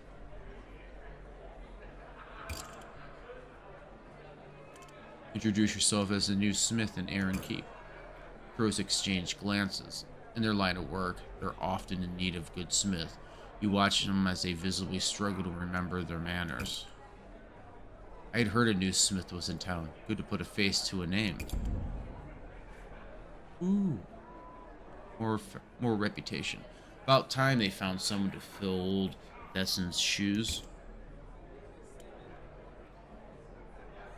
Who was arguing with the bartender?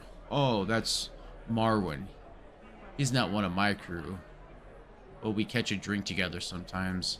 I'd sooner trust a viper, but he spins a good yarn. Can't hold his liquor, that's for sure. Even us crows know better than to insult the masked king in his stronghold. Leave him to their drinks. As you turn away, one of the crows mutters something that's surely unflattering. The others roar with derisive laughter. The hours lay outside. A watchman clangs his bell. Curfew approaches. In the den, the night draws to a close, and grumbling patrons are ushered out into the streets. As you step out into the street, the clamor of the den fades. You notice the drunk crow from earlier, the one who was arguing with the barkeep. He slumped in the gutter, half-conscious, with dried vomit plastered down his tunic. The hulking warrior. Sharnas, what has he done to you? Despite his mumbling, the crow's glassy eyes do not focus on you. Help him get to an end. You splash the crow's face from water from nearby troughs. Slightly sobered, his eyes finally focus on you. What? Who are you? I'm the new blacksmith in town. Come on, let's get you on your feet. Doesn't matter anymore. You half support, half drag the huge man to a nearby inn. The man at the front desk promises to see him safely to a bed. Your good deed done for the evening, you head back to your forge, wondering if the drunk crow will ever remember your face. A new day has dawned. Ah, I can now, Are you kidding me? Lucas strolls into your workshop, glancing around with a curious eye and a broad smile. He walks over to your rack of tools and weighs a hammer in his hand. By the dead, this thing is heavy. Or maybe it's just been too long since I've last lifted anything heavier than an ale mug.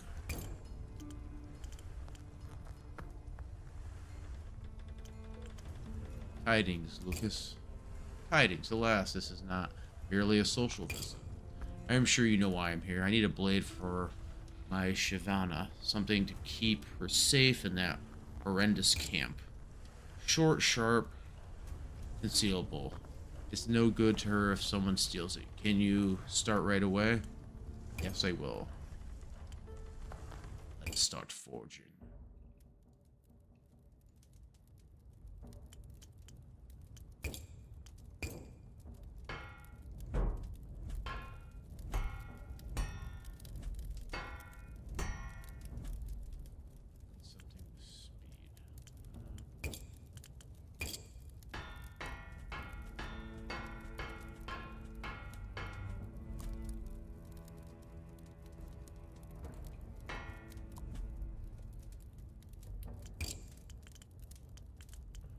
Cross section.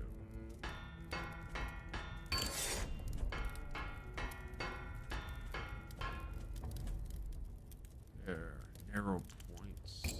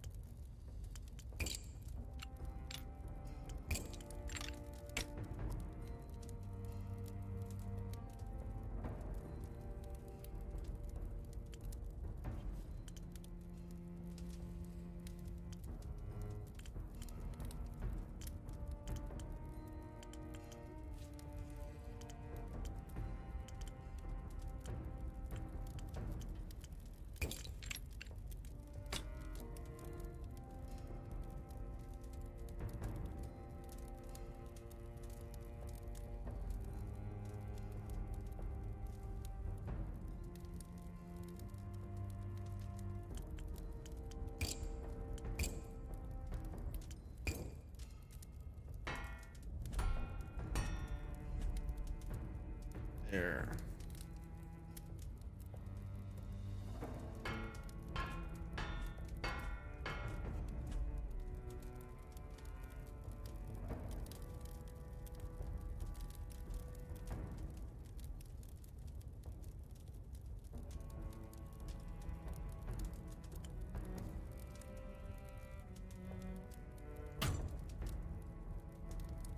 Oh, I didn't finish the hill yet. Okay.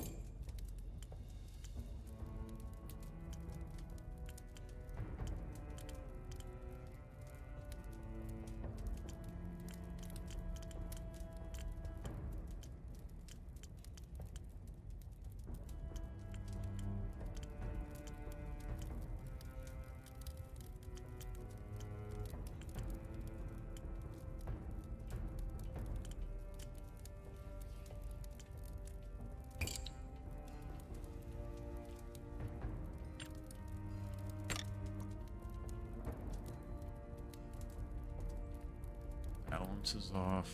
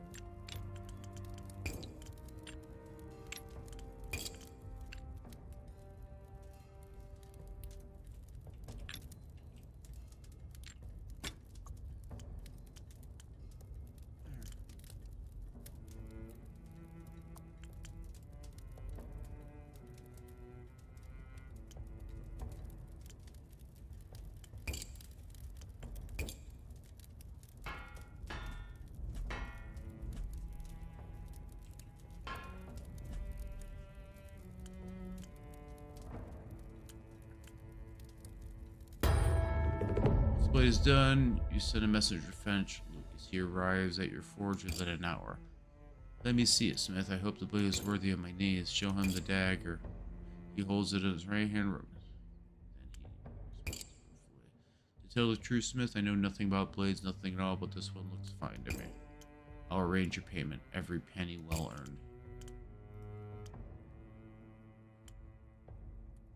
Are you going to take it to Chev?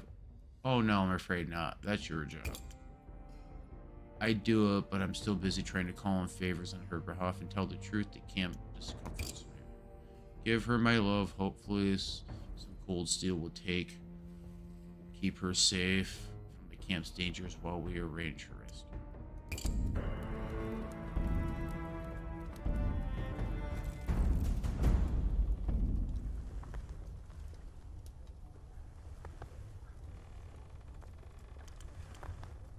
I need to break down some steel.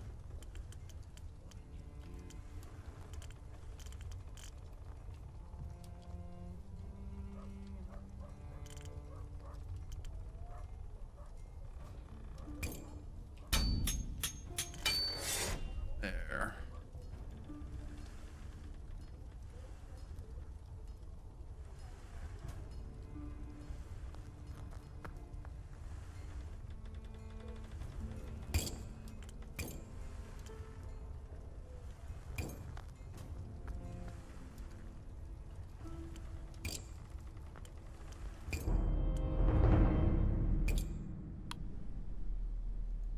Go back to Chev. I give her her dagger.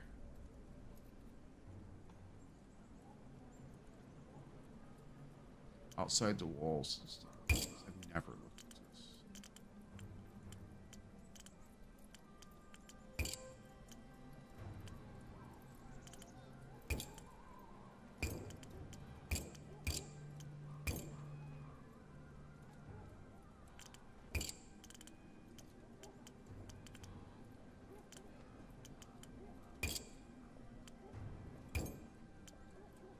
Outside the walls. Now they gain residency and see this brings back on arms. Seek out Chev. She's sitting outside her tent, pale and gone as ever. As you approach, she stifles a cough, spotting her. She says, I know what you're thinking. Has she got a malady that's spreading around camp? Truth is, I don't know, but I surely don't feel right. You better stand upwind just in case. Have you made me a sword yet? There's whispers in the camp about folk going missing at night. I feel better with the blade at my side. Here's your sword, may it serve you well. Smiling, she attempts a few words. Now, if anyone comes after me in the night, I can give them something to think about. By the way, has Lucas found a way to get me into the city? I'm not sure. Well, maybe if he's had any more progress. It's torture being stuck out here and not knowing if the end is in sight. Offer her some food from the keep. He brought some food, bread, cheese, not much. After all, rationing is still enforced within city limits, but still a feast by the camp standard.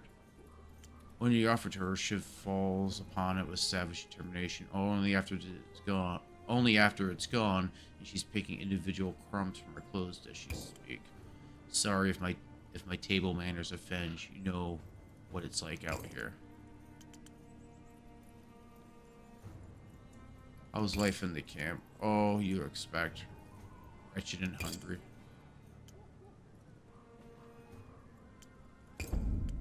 She listens to your tales with a mingled wistfulness and envy, drinking in your every word. Seeing her reaction reminds you of how lucky you are to have found a place in the city.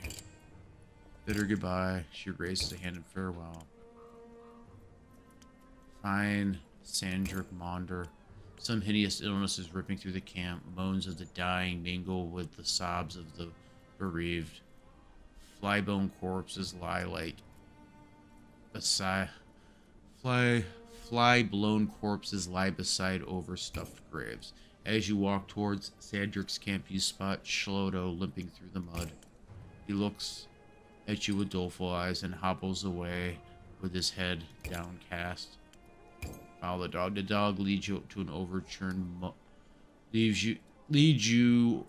let's try this again. The dog leads you over churned mud through ragged tents past hordes of coughing near skeletons whose eyes follow you with blazing jealousy. At last, Cholo stops out Sandrick's tent. He barks once softly and pads inside. Enter the tent. Sandrick Mater, last son of Mater clan, is lying in his bedroll. The boy looks like nothing more than rags draped over bones. He's not breathing. Shlodo pads over and gently nudges his falling master. Sandrick's body shifts slightly, then settles back in place. A few flies lift and start circling the tent. Examine the corpse. You don't know what got him first, starvation or disease, most likely a combination of the two. Sandrick Maunder is dead, far too young. Cholo raises his head in a mournful howl. Comfort Cholo. You stroke Cholo's flea-ridden flank, tracing your fingers over his jutting rib. The dog leans into you, breathing heavily.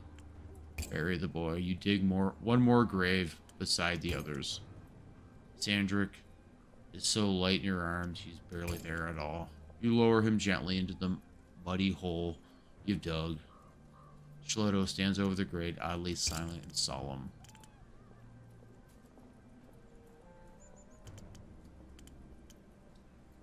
Whisper the old, useless words. You pray to the voices, asking them to look after the boy's soul as he joins their eternal chorus. Pointless, the voices no longer speak. The songs are silent. Your shovel bites dirt. Spadefuls of earth shower the grave, covering Sandrick's pale face. Refilling the grave takes what energy you had left. You'll need to head home before you collapse where you stand.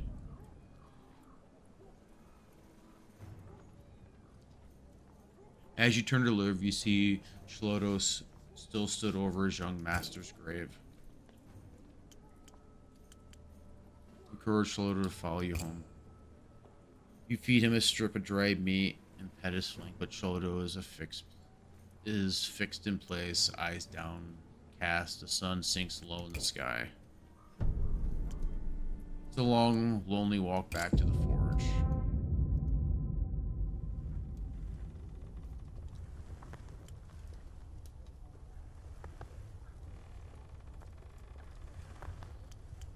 See what I can make.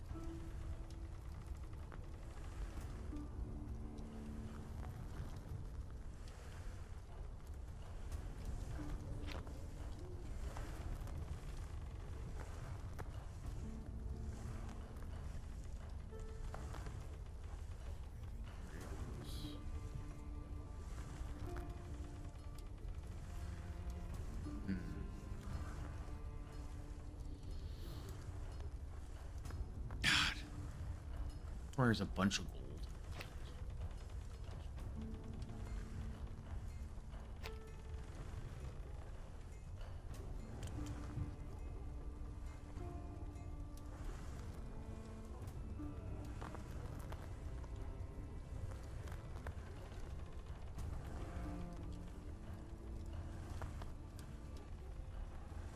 The man steps into your forge, has an uneasy manner. His eyes rove around your workshop as though tracing the path of an invisible bee.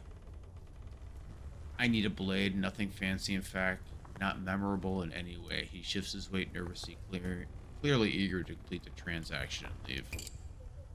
Leather sharpness mobility. Two-handed.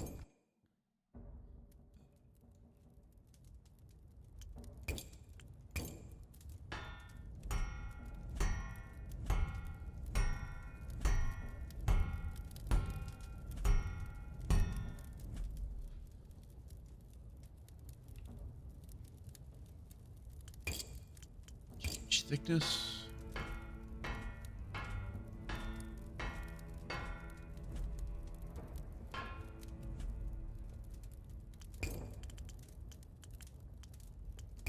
Section.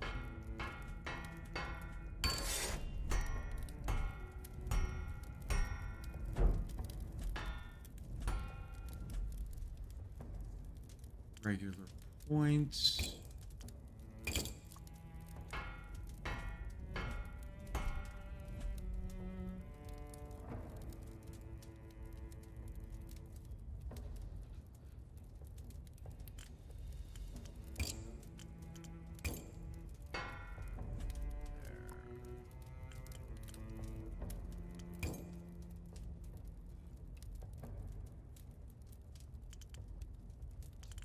Did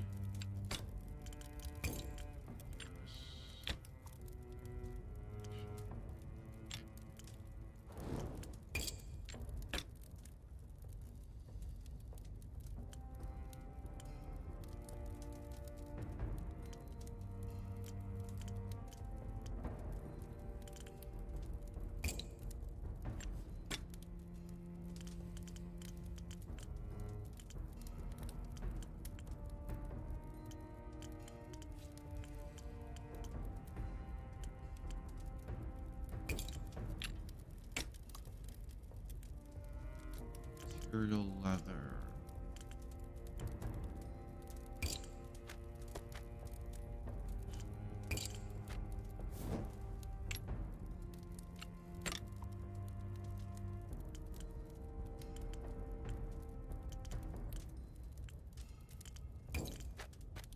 Fancy. Won't give him fancy. Here we go. Takes the blade quickly, checking its weight and edge with practice efficiency before sliding it into a concealed sheath under his jerkin. Oh, nice. Perfect. Unremarkable to look at, but I can tell it's quality work. I wasn't here, he didn't see me. He quickly leaves as he appeared, melting back into the city streets.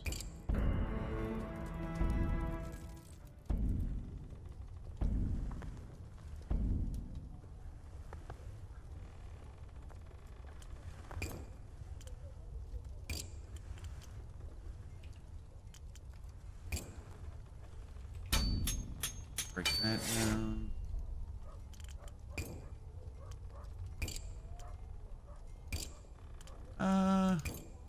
Well, if you must. How did you end up in Aaron Keep? You don't want to hear that story. It's depressing. Let's talk about lighter things. Perhaps, I don't know, perhaps. Tell me more about your experience of the Discordant War. It was a terrible time. War pitted brother against brother, faith against faith, split kingdoms in two. Of course, the cataclysm sparked by the Sundering claimed far more lives, as did the years of blood and ash that followed. But the Discordant War was the start of the end. The choristers were the worst of it. He's silent for a long time, knotting his callous hands together and staring down at his knuckles. I don't know. I know it's hard, but can you tell me more about the choristers? The most beautiful things I've ever seen. Their wings shimmered like rainbows, porcelain faces, blank as a doll. When they sung, it'd make a stone weep. His face twisted with hatred. They were beautiful but heartless, inhuman. They sung the songs and mesmerized people, forced them to join up with their crusades. Not soldiers, just common folk like my brother. Even children weren't spared. With the aid of divine magic, one of these ragged crusades could defeat trained cavalry regiments. But it came at a price. The choristers didn't understand the human limitations. Few survived more than a month, and the choristers would just recruit more souls from the next village they found. When the choristers came to my village, I was just lucky enough to be out in the fields. My brother was right in its path. I'm sorry, Caswin. Did you want the truth? I was relieved when the voices fell silent. Despite all the horrors of the Sunderings, despite everything we've suffered since, we're better off without them.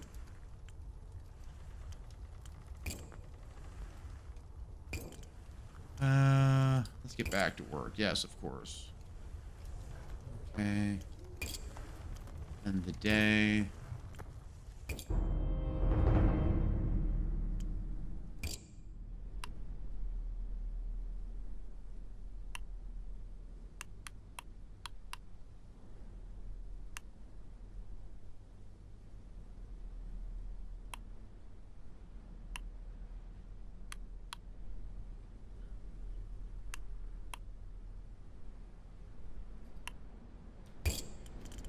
Save. See if I can get this dog to come back and follow me.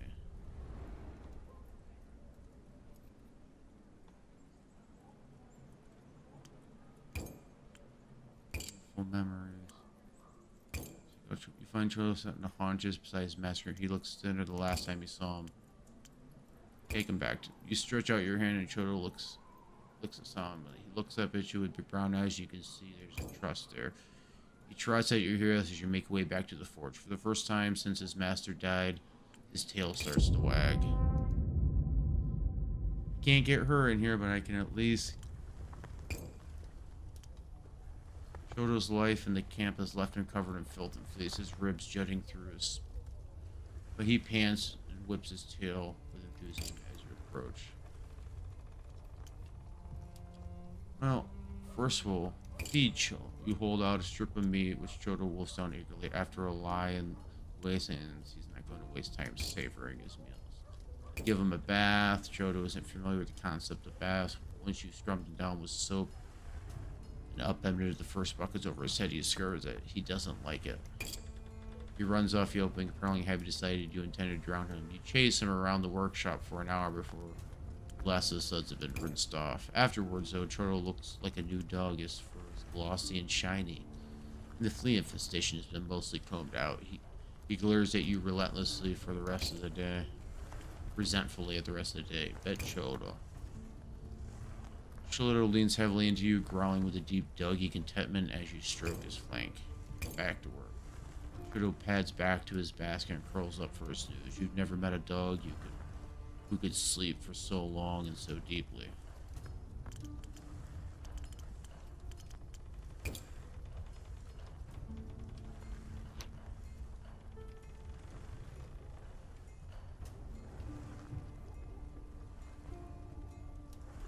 This thing just keeps getting more and more expensive. Now it wants 6 gold, 6 engravings.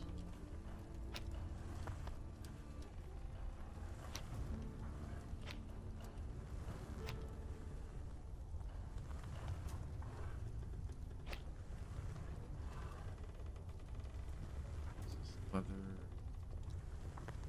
It's expensive today.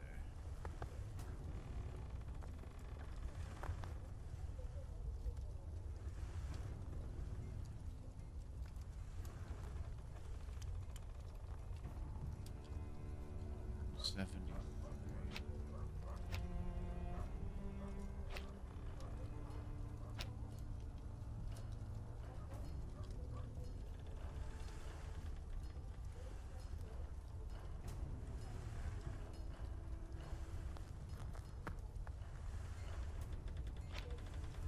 A Jarl.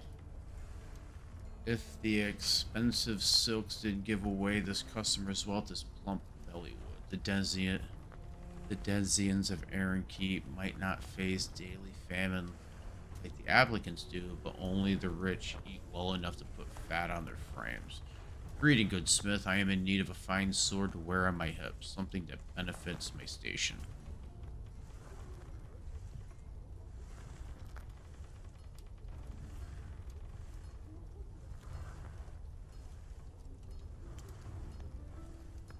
Mystery.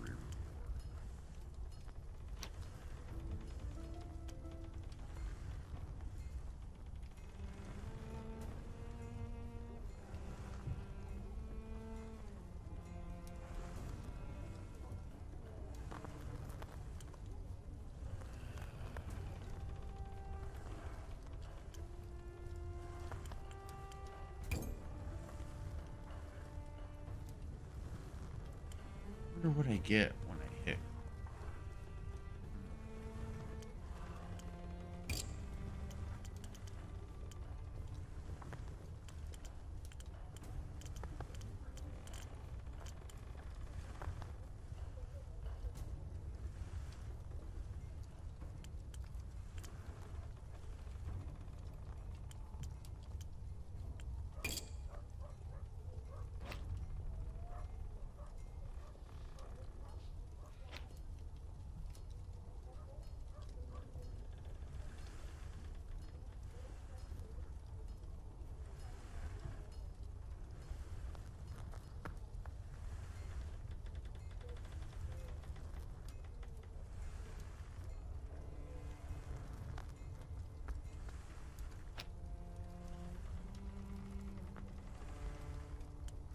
A crow pushes through the back door, dragging a heavy sack across her. Half her scalp is freshly scarred, hair growing back in patches like diseased grass. Morning, Smith. Need a long blade, thin and quick, fast enough to slice the wings off a fly. Why do you need such deftness? There are spine wasps making nests out of the town that used to be called Hobbs Harrow. Damn bug killed my last crew. I'm not after revenge or anything like that. Spine wasp venom can sell for more gold if you know the right buyer. What's in the sack? She opens the sack, revealing a clattered heaps of yellowing human bones. Her grin is horrific. My old crew, or what's left of them. Do you want them? Only 20 thalers. No, I don't want a bunch of human bones. Why didn't you just bury them? Why didn't you just bury them? I thought I'd be able to sell them for something. What happened to your old crew? Nest of spine wasps out at Creedhaven. Though thought the building was clear, Cinder disturbed their hive. They stripped them down to the bone in minutes. The rest of us tried to run. Those things fly like arrows. I made it out because Estham held the door shut. Mighty considerate of him. May he rest in peace. Spine wasp hives are nomadic. So I snuck back a week later. When they were gone, I collected what remained of my friends, minus the spines, of course. Tracked the spine wasp to Hobbs Hollow. I only need to take one down and I'll have enough venom to pay for a month of hot dinners. I can make what you need. Make it count, Smith. Else the wasps will have my spine.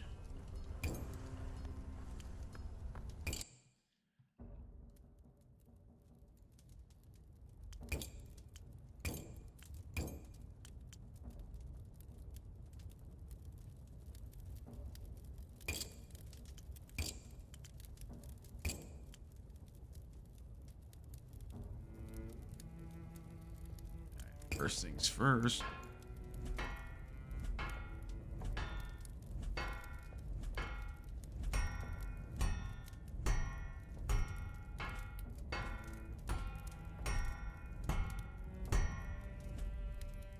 Okay.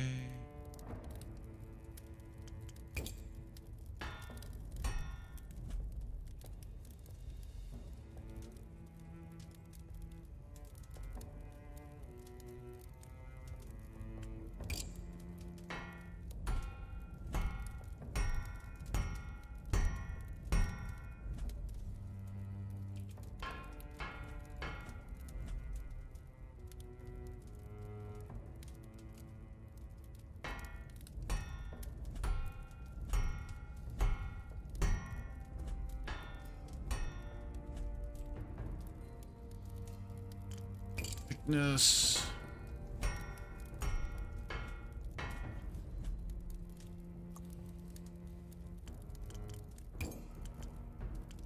Suction.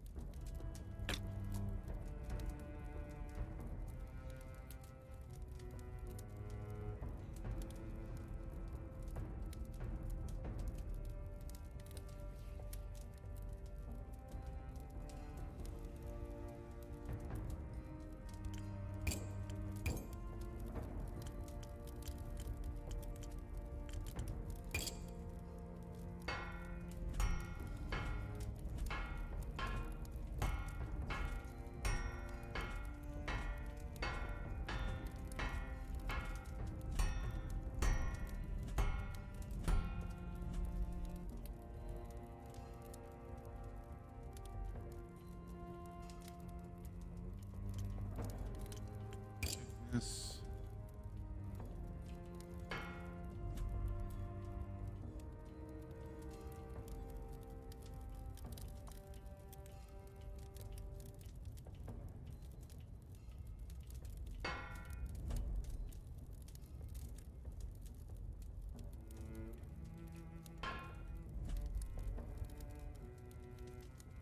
Sword speed is highest when the sword is light and has a mass near the point. The longer. Let me see.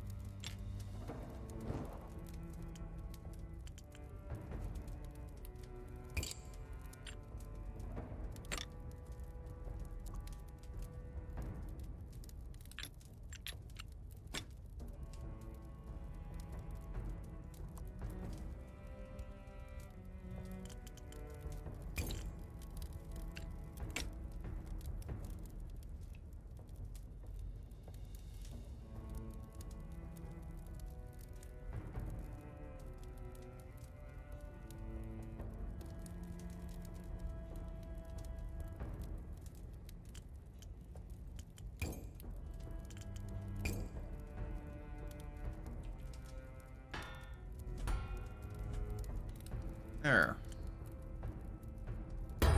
Things good. Senna runs her thumb along the blade's edge, watching it beat a blood swab. Now it's a satisfaction. That'll do. She hasn't brought back her sack of bones. Perhaps she found a buyer. Well, I'll be off. Those wasps won't harvest themselves. Maybe you should find a new crew before you leave the city. I'm a sole survivor. Other crows won't trust me. They'll think I'm a backstabber or worse, bringer of bad luck. She counts out payments, strides out of her workshop, pausing at the threshold.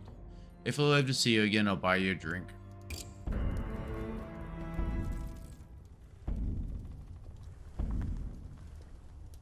Let's see.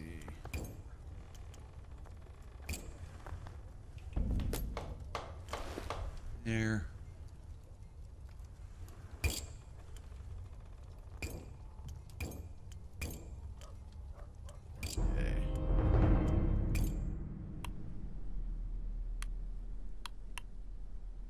Told me the Bloody Cloaks mercenary group.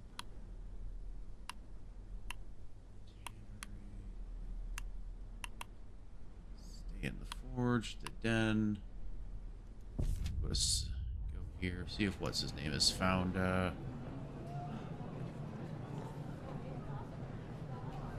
Continue. Lucas sits outside the fallen do a deep conversation. Have you figured out how we get Chev into the city? I tried calling in favors, but Marshall's orders are strict. No one's allowed in Aaron's Keep without worker's permit. And to be issued a worker's permit, you either need goods to trade, a valuable skill, or an aptitude for violence, none of which applies to Chevenna. So what next? We're left with only one option, my friend. First, can I trust you? He stares you deep in the eyes, waiting for an answer. Of course. Good. I'm going to contact the Moth. She's the ringleader of a smuggling band who can get almost anything across the wall. Contraband, yes, but also people. She's a dangerous woman, but she follows the glint of gold, and I'm willing to put down a lot of coin to rescue my niece. But I can't risk meeting her alone. Can you accompany me? Tell me more about this Moth first. In truth, I don't know much more than her sobriquet. She's got a reputation as a ruthless and enterprising criminal, always one step ahead of the City Watch. From what I've learned, as long as we don't cross her, she'll deal with us amicably. If we cross her, well, better that we don't. I'll back you up. Magnificent. I knew you had a strong heart under that Smith's apron. Give me some time to arrange a meeting with her. She's not exactly easy to get a hold of, and I'll need to lean on some of my less reputable contacts. He tosses some coin on the table, showing enough to pay his tab and then some, before striding from the inn, whistling to himself.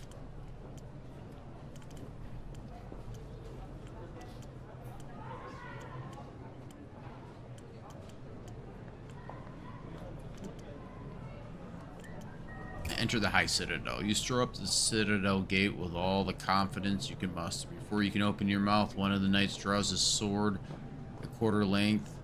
Steel gleams in the setting sun. Halt, citizen. Entry to the High Citadel is reserved for noble houses and their guests. How do I get invited to the Citadel? I am not here to provide advice, citizen. Take yourself elsewhere before I draw steel.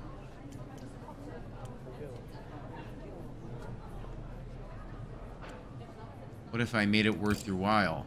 Save your bribes for the City Watch. The Knights of the Citadel cannot be bought like swine at the market. Okay. The Knight's stance alarms you. He's clearly ready and willing to take off your head. Search for useful contacts. You walk beneath the awnings, keeping an eye out for anyone selling steel. Success. Soon enough, You strike up conversation with a friendly monger at a stall selling pots and pans. Her arms are covered with burn scars from some prior accidents at the furnace. I hear someone has moved into Thesson Felber's old forge. How is to keep treating you?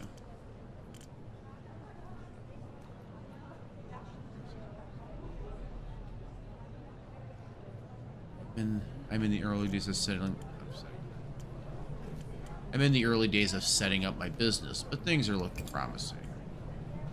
Folks will be happy to have a swordsmith in town who's less surly than Thanos was. What happened to Felber? The ironmonger lowers her voice. Rumor is he got sent to the far mines for murdering his wife. Would explain why she went missing alongside him, but no one's sure. Wouldn't surprise me if that were true. Othesson had a temper. His black moods would end up in black eyes for the poor woman. Can I buy steel from you going forward? Well, of course. That's my trade. I did the same for Thesson when he was around. I can already tell you you'll be more pleasant to deal with. Sun has slipped below the horizon. Curfew draws near. The city watch swings their bells and shouts at citizens to make their way home.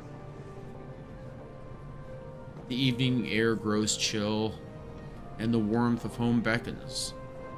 Down steep and winding street you go, leaving the bustling Citadel Square behind. A new day has dawned.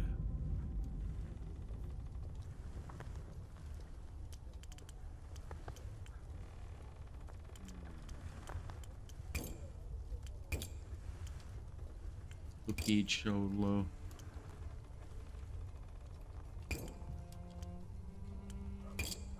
Had back to work.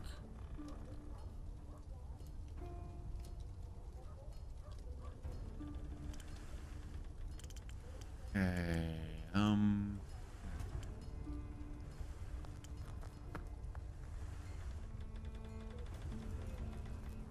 should probably go grab a bite to eat. Check out that inn. Get some inspiration.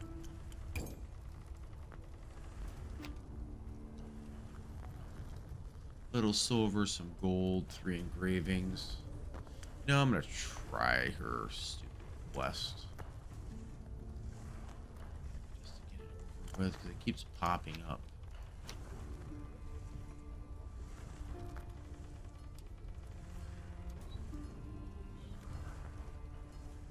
Actually, peddler. Go see what she sells. Navigating your way through the heart of Iron Keep, you arrive at the central plaza where traders hawk their wares. Even during the day, the mountain and the high citadel throw everything into shadow.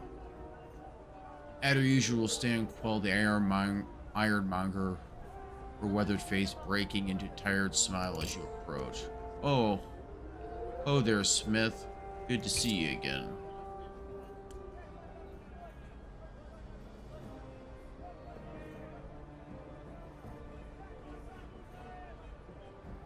I'll be right back. I need to go get something to drink. My throat's getting hoarse.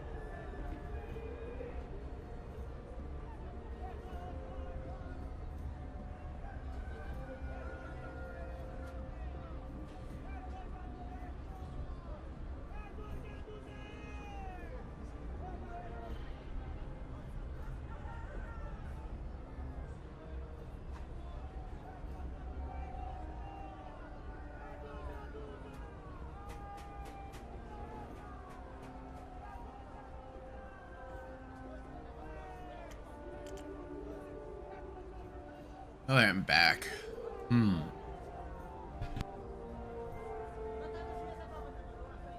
Hello there, Smith. Good to see you. What did you think of Thesson, my predecessor? Well, his temperament was foul as curdled milk, but he knew how to make my steel sing. I just pitied his poor wife, but that's not my business to discuss. Point is, he knew his craft. You've got big boots to fill, Smith. Surveyor wares. What is this? Huh. That is 100. What do I have? I have 500.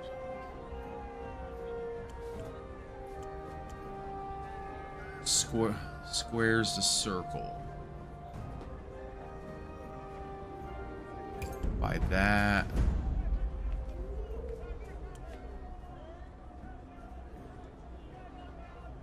I'll buy that.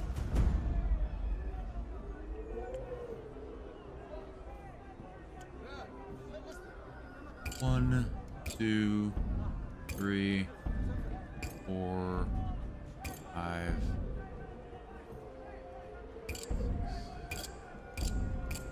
Drop down to 301.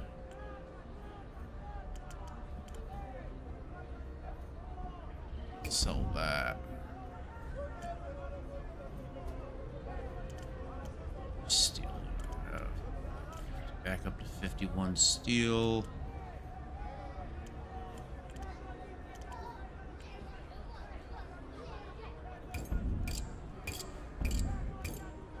Sure, I have enough steel.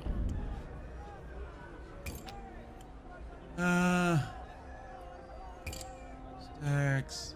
Specific questions, yes. Where are you from, Quell?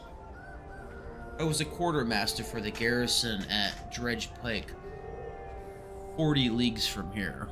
We held out longer than most after the sundering, good walls, strong leadership. We had no trouble keeping plagues and monsters at bay, but walls mean nothing when starvation takes hold. Our little company of starving soldiers trucked out for Aaron Keep. We started out 2,000 strong, but hunger and the waste whittled us down. Still, the marshal was pleased to welcome trained warriors with full equipment, provided we joined the watch and pledge our loyalty. I was able to sneak in among the rank and file, kept my head down, joined Houndsburg League, and eventually they secured me a full citizenship. Where do you get your ore? There's a rich vein in the Iron Teeth Mountains north of here. You can see the peaks on the horizon from the city. Dangerous work. Some go to the mines for the danger pay. Most aren't so willing, nor exactly paid. Either way, few return, but without those mines, I'd have no stock, and you'd have no forge. Of course, you need to pay your dues to the Horde's Hound League to have access to the iron supply. Tell me about the Hordes, the Houndsburg League. Are they good to work with? They're indispensable. Before the League took me in, I was scrounging for scraps, barely keeping my stall. Now I've got guaranteed shipments and protection. A lot of folk think that the League are corrupt, and there's some folk who abuse their positions. But the mission of the League is to rebuild the world, to stitch together what fragments remain after the voices fell silent. I'm lucky to be part of that. You sound like you really believe in the Houndsburg League mission statement. You have to understand, for centuries, Aaron Keep survived through trade with other cities, with farms, with towns, and guilds. Those things vanished during the years of Ash, one by one, leaving Aaron Keep to fend for itself. The city was ready to wither like the last leaf on a dead tree. The Masked King's barriers kept the city safe, but the League is what keeps it from hunger. Without us, no ore would reach Aaron Keep. The logging camps would be in the hands of warlords. The farming district would still be a graveyard. This land once prospered thanks to a thousand chains of commerce. One by one, those chains will snap. The League is trying to forge them anew and bring back the world that was.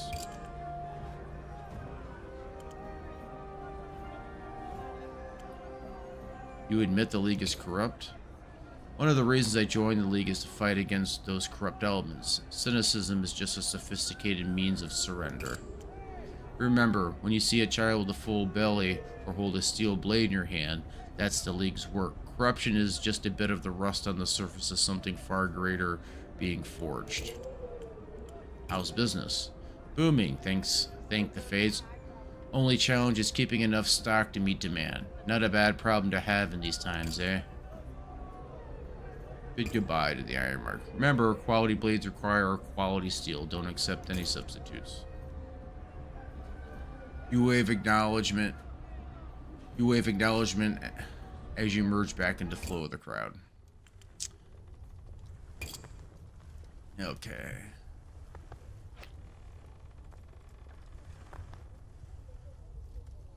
I have,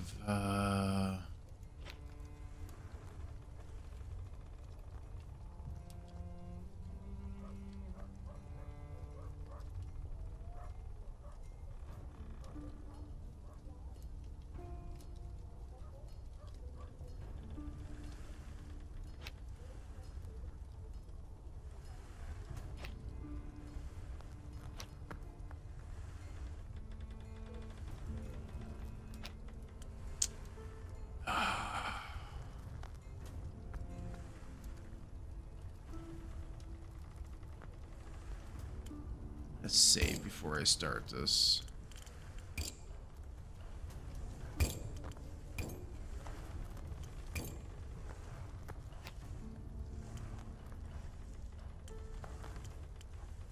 A young woman who strides into the forge is wearing practical riding clothes with a silk ribbon on her hair and her proud bearing mark. Proud as a girl of noble birth, trailing behind her is an awkward boy of similar age, with thick eyebrows and a wispy beard. He stays silent, the noble woman does the talking, clasping his hand in hers. You there, Smith. I am in need of a sword for my fiancée, Abby. Intends to fight a duel with my stepfather. Isn't that right, Albie? Albie nods nervously. He looks like he's swallowed a wasp. Who might you be, young lady? I am Lady Cressida, eldest daughter of Faircliff dynasty. You're new in town, so I'll forgive you not gasping in amazement. We're a very old and established family of the High Court. The Faircliffs have been an errand keep since the days of King Ethmond. Why does your fiancé need to fight a duel with your stepfather? Poor Abby is only a stable boy. Our marriage promises to be quite the scandal, and my stepfather has already promised to have him killed if he goes through with it. A duel for my hand is the only way for our love to flourish, right, Albie? Albie nods miserably. What kind of sword do you desire? Only the very best swords is suitable for my fiancé.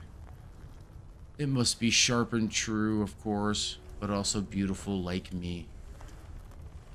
Let's give this a try.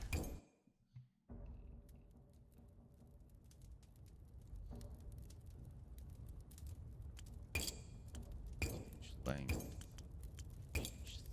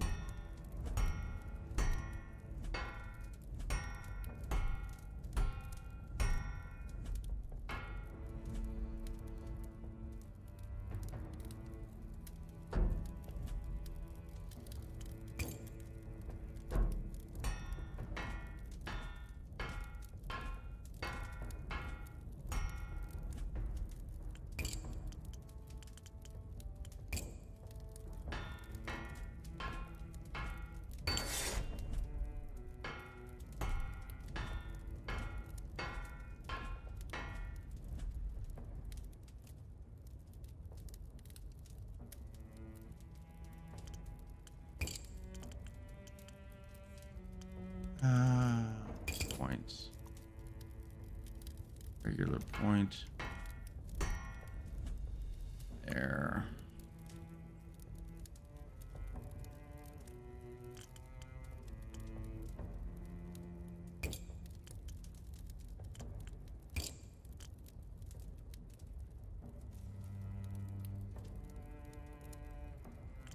To the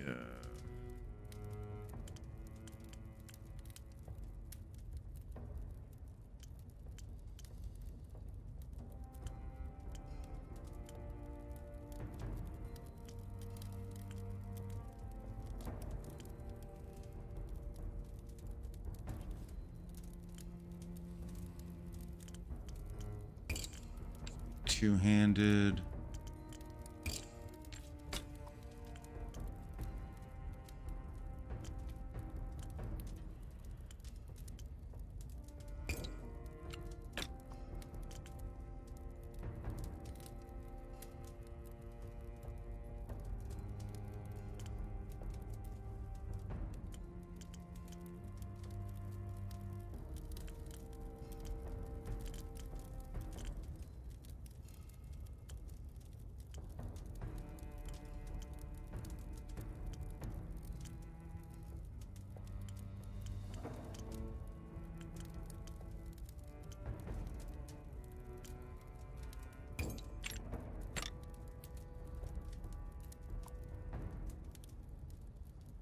Engravings.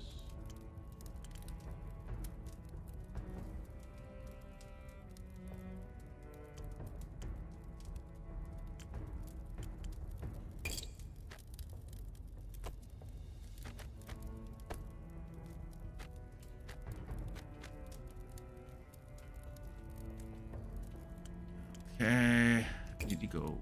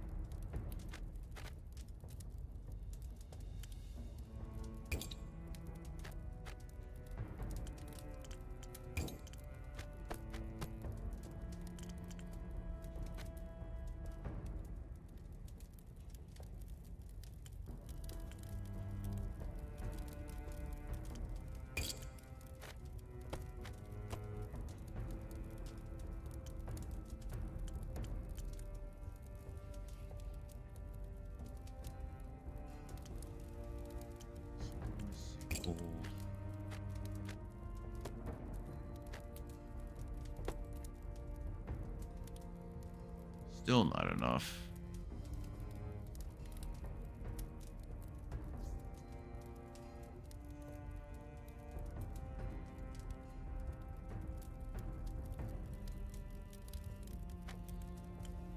See the engravings.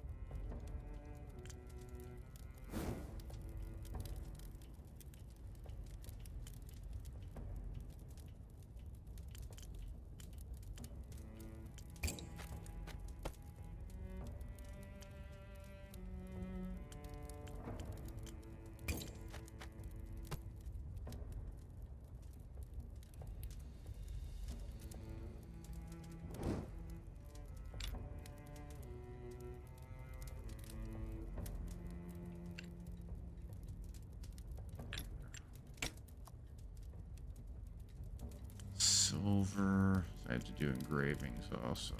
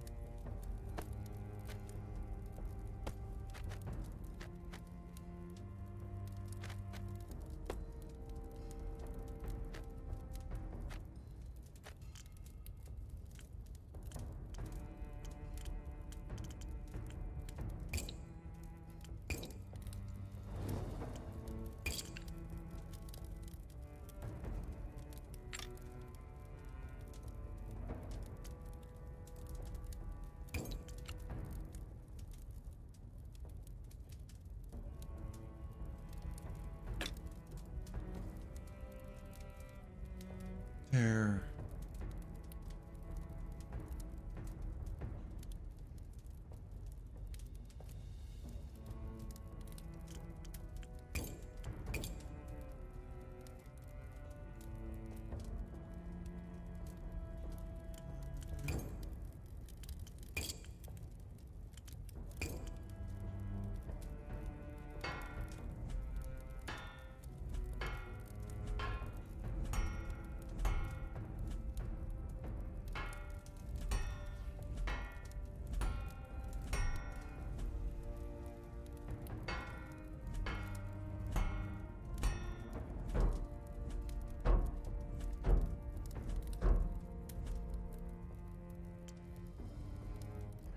Everything's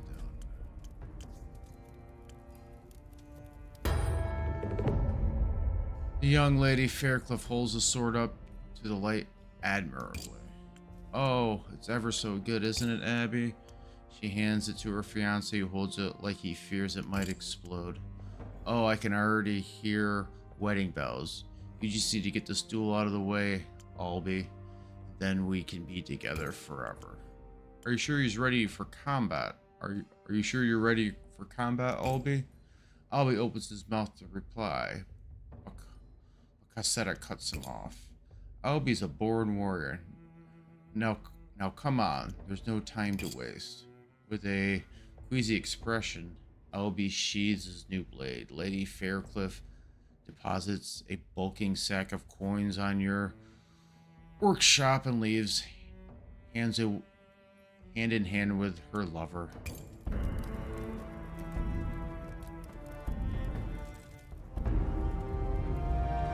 Ooh, I'm level 9 now. Salvage mastery. What is this? unlocks the ability polishing. You need help to unlock the skill. Organized mind. Oh, I want that.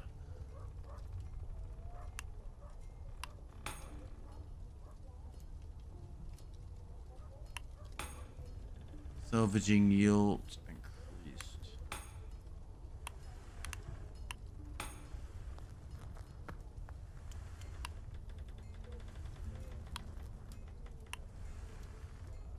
I'm gonna hold off leveling up.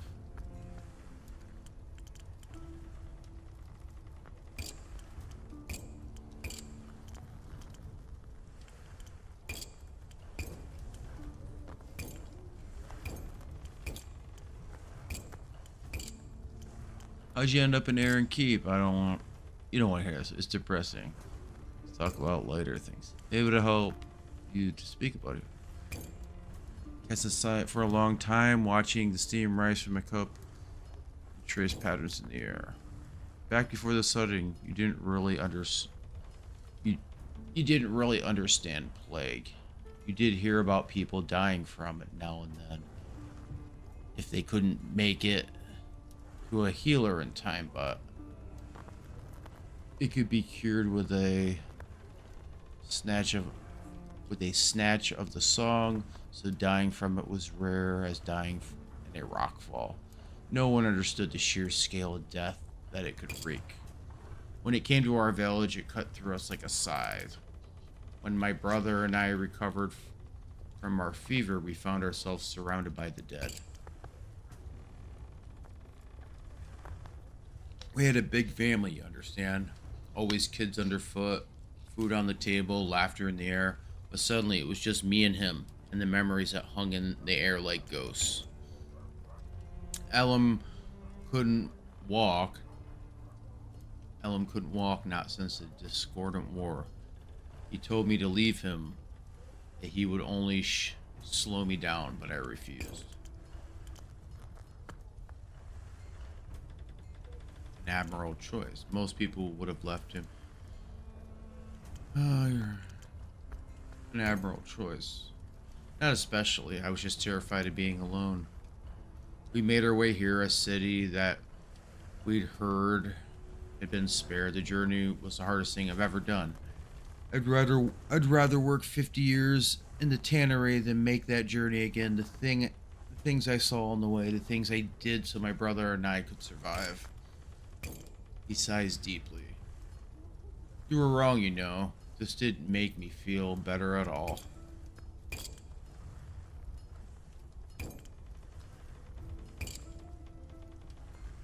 Well, I tried. I don't judge you.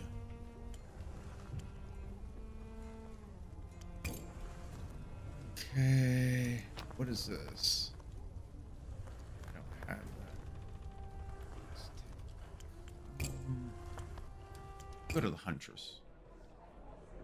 During the day, the den is mostly quiet, largely empty. A few serious drinkers sit at the bar, continuing a decade-long siege on their own lives, on their own livers. The innkeeper is busy mopping up signs of the previous evening's festivities. The huntress sits in a shadowy corner, so still that your eyes almost pass right over her. A bundle of fresh skins are slung across the table, ready for sale. Well now, the new smith graces me with a visit. Just so you know, my prices aren't negotiable, but they're damn sight cheaper than the tannery will charge. You're buying at the source.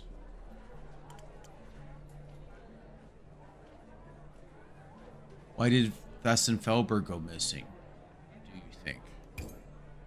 People go missing for all sorts of reasons. Sometimes they're lost or in hiding. Usually they're dead.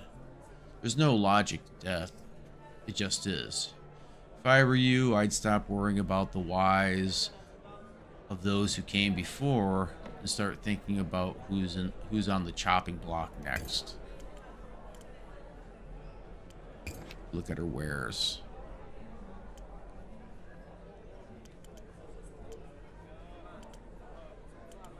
Oh, she has a couple different things.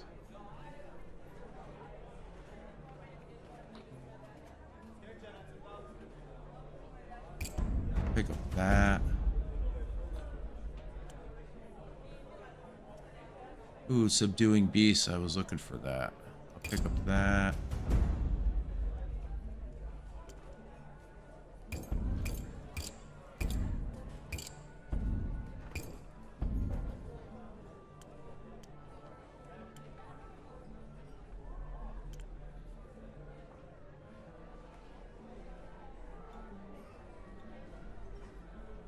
Sleeping draught. Interesting.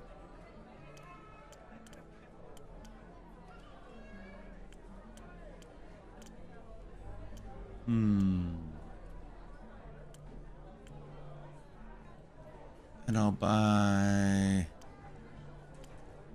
that. I'll close. The cart holds an impressive stack of pelts and hides. Even reduced to their skins, it's clear that some of the specimens are stranger than others. Too many limbs, misshapen bodies, teeth where teeth shouldn't be. I have some personal questions. Ask away. Just don't expect us to become friends. What's your name?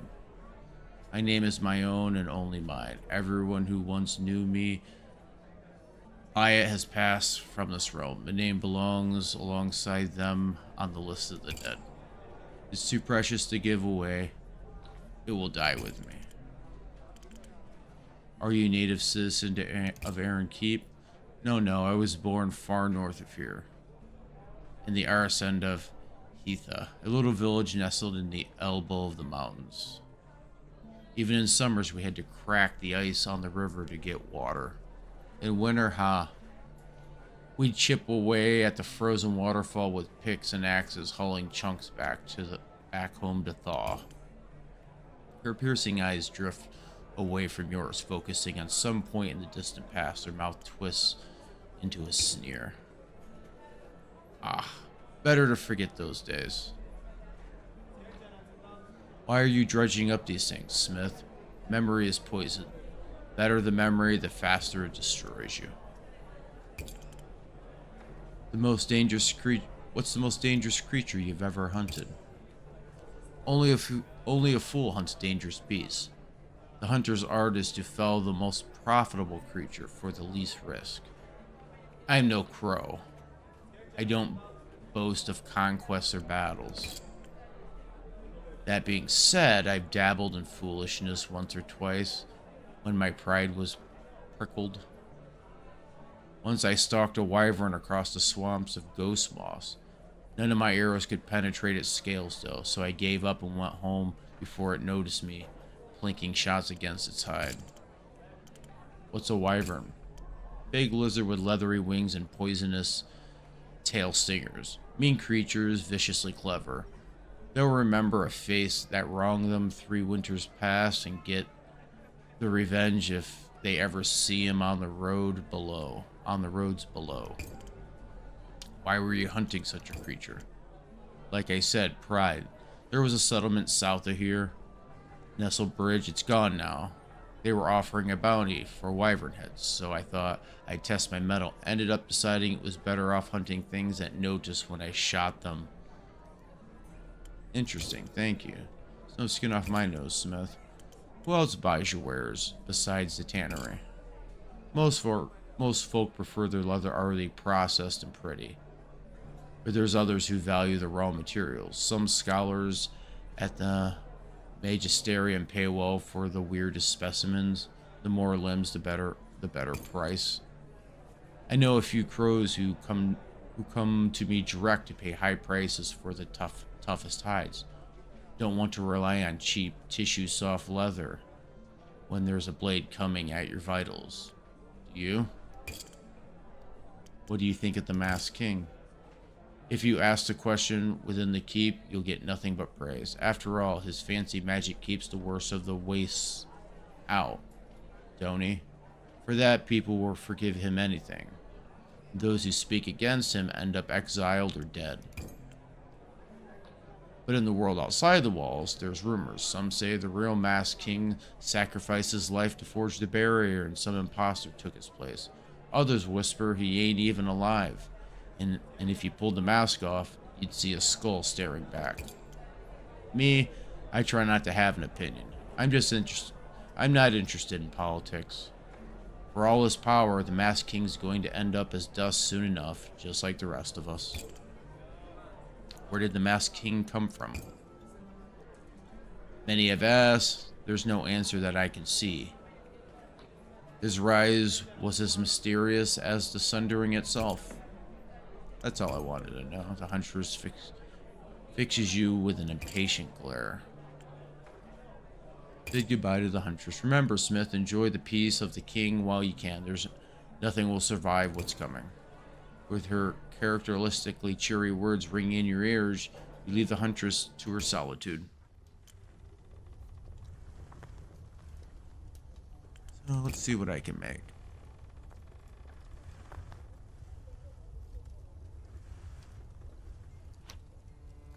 $11 and $20. This will pay for itself. Greetings. This is the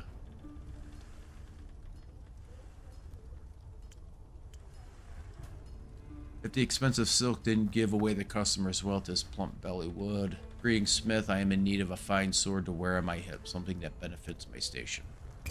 Okay. This should pay for itself. Pretty darn close. Change the length, change the thickness, cross section, straight blade.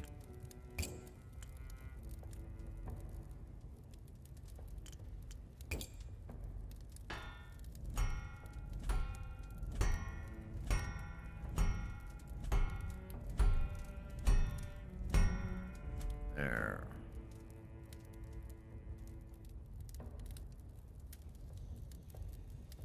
Straight blade.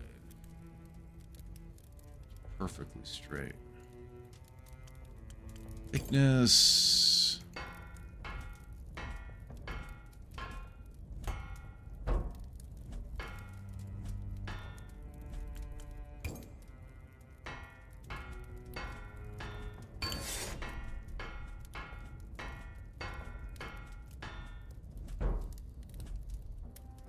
Regular points.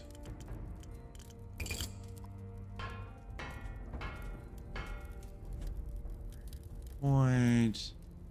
Hand and a half. Hilt.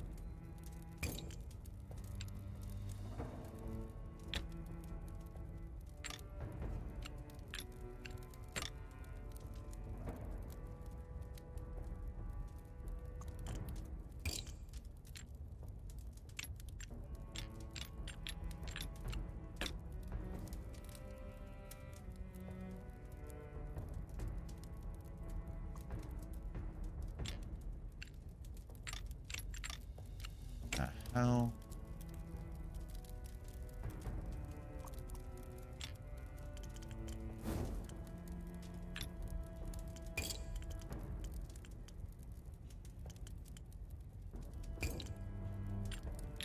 Why is that crooked like that?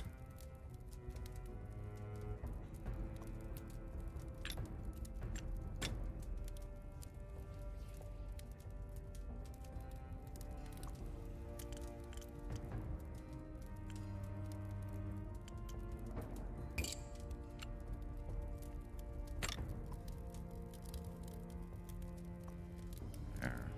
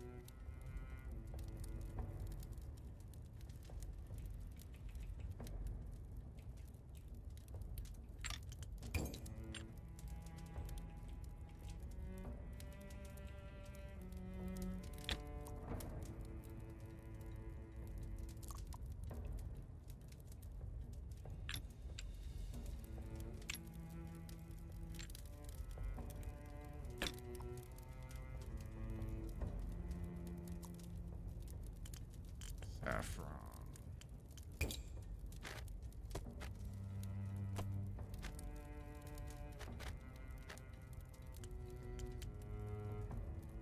It's everything.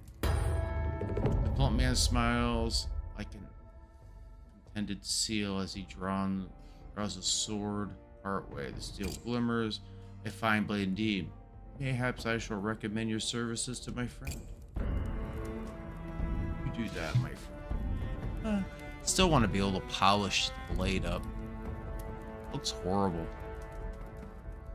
Not having a nice shiny blade.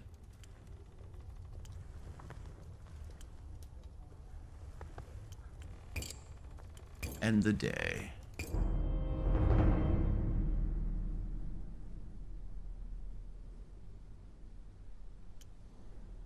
Spent a lot of money.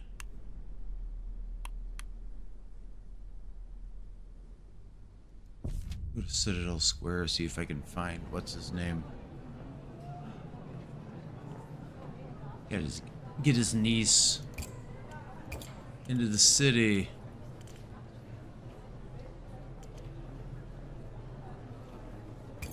Yes.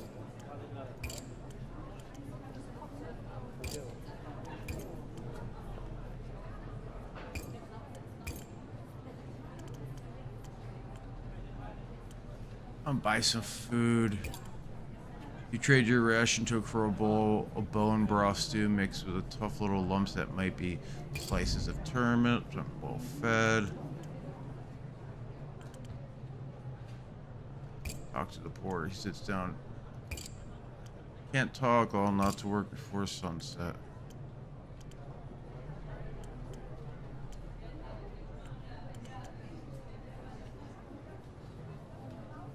Anything about the guy who tells stories? Ask him. His stories have about as much truth to them as a fish has feathers.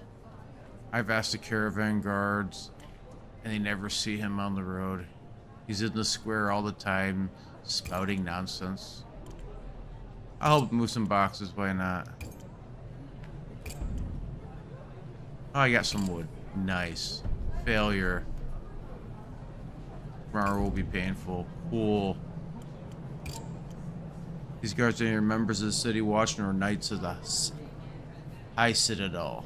There's a different breed entirely, dedicated to the shepherd's caravans through the wastelands. Each carries a kite shield on their back emblazoned with a circle of 7 crimson stars. As you get closer, one swings his crossbow lazy in your direction. His eyes are black and dead as coal. Best keep your distance, friend. One porter sets down his crate and glances over to you, wiping sweat from his brow. His muscle-dotted arms as thick as a tree.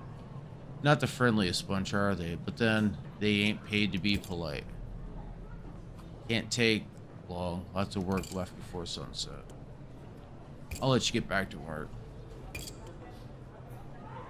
Porter goes on doing his work. Alright. I'm in bad shape now.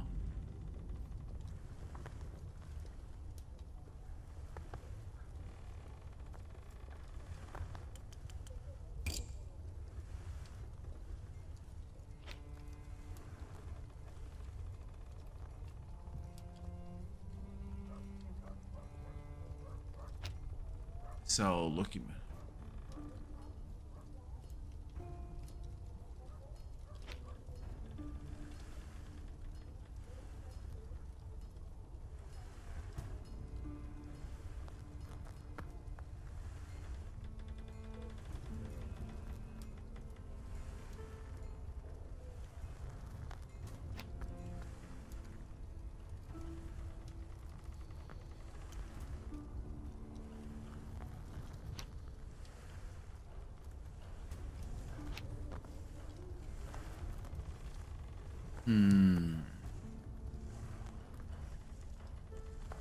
All these are quite time consuming.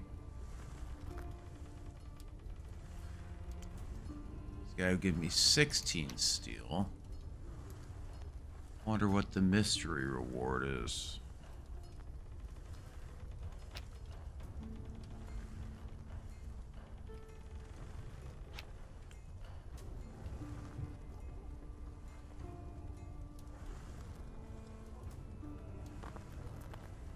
Young man swaggers into your forge, sporting black eyes and a face swollen and bruising.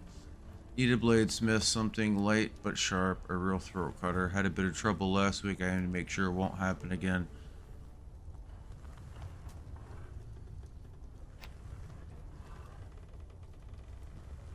Burly man enters, his leather apron streaked with old bloodstains. The cleaver on his belt and his lingering smell of raw, offal mark him as a butcher. Tidings, Smith. I'm not in need of a sword exactly. Need a good boning knife. My old one finally gave up the ghost. I need something sharp enough to separate meat from bone clean. Make sure it has a comfortable grip. I use it all day. Yeah. Yeah. He's a craftsman like me.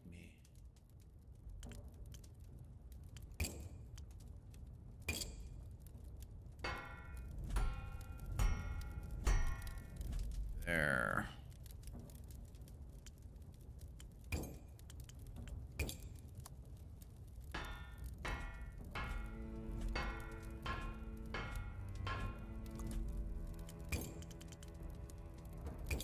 Points.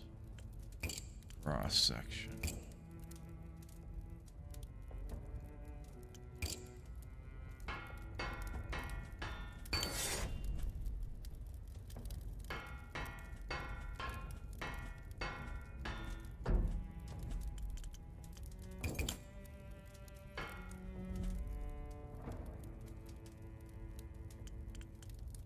Point.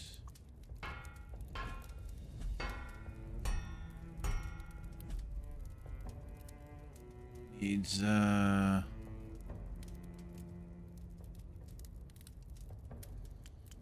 see.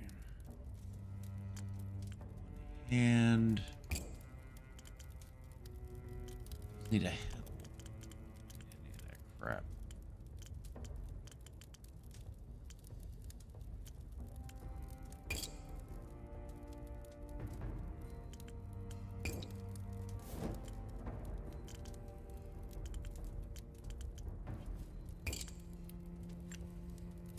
That's cool.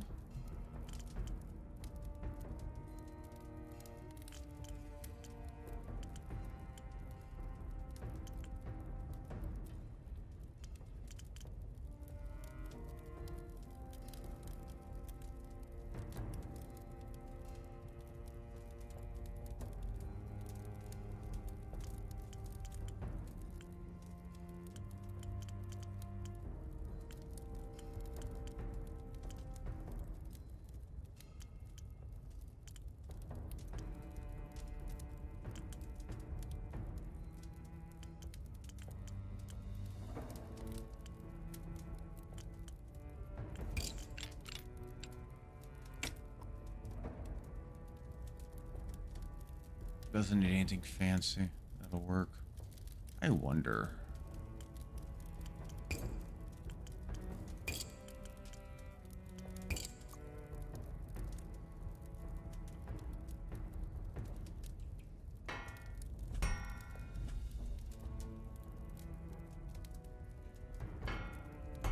You make that super thin.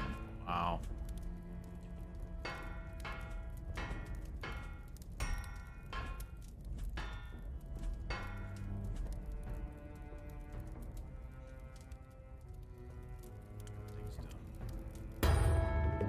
He tests the blade against his calloused thumb and a low whistle. Thanks, Smith.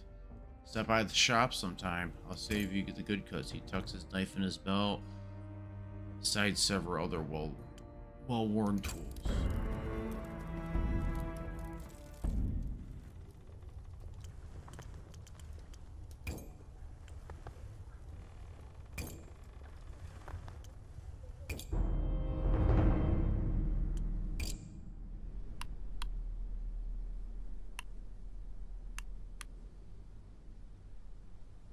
Right here, carpenter. I should go over and meet up with the carpenter. The steady stay. The steady stay is one of Aaron Keep's more refined ends. Here, Scented candles tinge the air with jasmine, and every surface sparkling clean. A stout man stands behind the bar, his face a mass of friendly wrinkles. The beating rhythm of a hammer echoes across the restaurant as a carpenter replaces floorboards, supervised by a young woman with a stern expression and an eye patch. The inn is mostly empty. You could count the patrons on one hand. Welcome to the Steady Stay. We offer clean rooms, good food, and drinks for the savoring. Bristle, stop fussing over there and greet our guests properly. The innkeeper has a strong accent you can't quite place. The tilting rhythm reminds you of Orlin, but the cadence is off. I'm not fussing, Father. The carpenter needs help.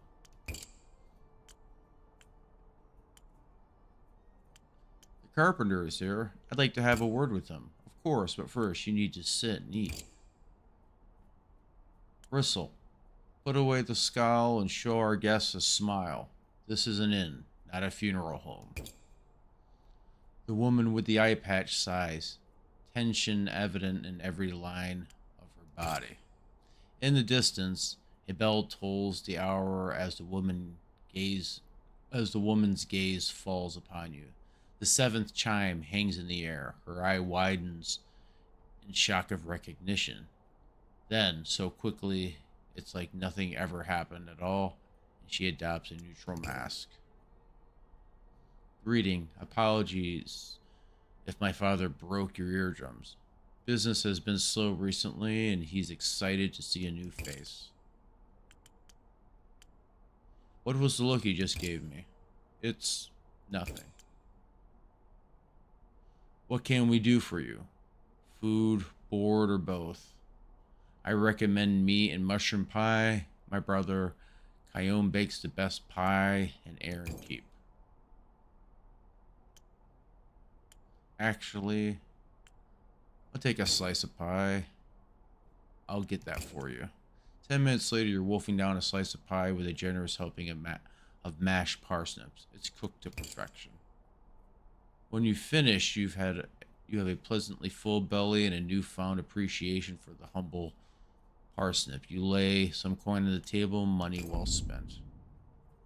Enjoy. Speak to the carpenter. The carpenter is hammering down floorboards in the corner of the restaurant. As you approach, he glances up, wiping sweat from his brow. What is it? I'm in need of a supply of wood. Can you help? The carpenter looks you over. I supplied Thesson, I did. Good man, reliable. Doesn't sit right with me, you taking over his forge like this. What if he comes back? From what I've heard, maybe the city's better off without him. I'm going to find out what happened to Thesson. In the meantime, trade with me. He's gone and the city needs a swordsmith. I'm happy to fill the void. I'm going to find out what happened to Thesson. In the meantime, trade with me. Well, I'm curious myself. Sad state of affairs when a man can vanish like that and no one says a word. He spits in his palm and proffers it to you for a handshake.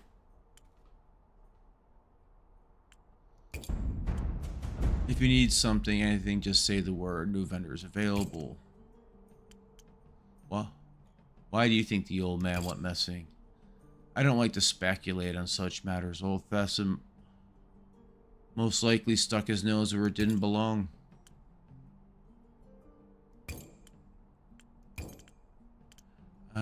Carpenter raises his callous hand in farewell, then resumes his hammering. As you approach Bristle, she arcs an eyebrow. Yes?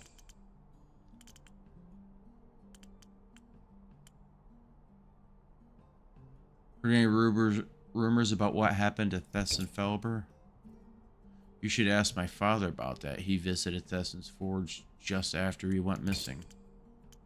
What happened to your eye? What happened to your common decency?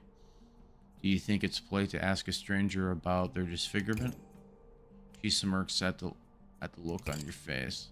Relax, I tell you, if you tell me something, what is your greatest fear? Dying pour all the work. I'm afraid of nothing. It doesn't matter if I never make a difference. What people are capable of, what I am capable of. Spiders. Wasting my time in spiders.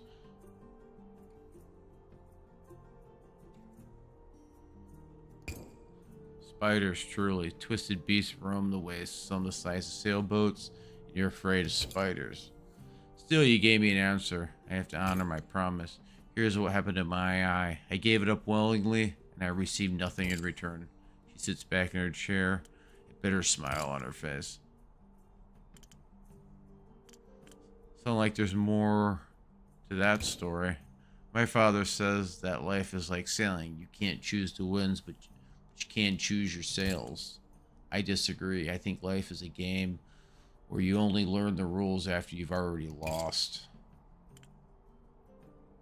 What made you decide to go into the family business? She tilts her head regarding you carefully. Decide is the wrong word. Sometimes we're called to one path, but fate delivers us elsewhere.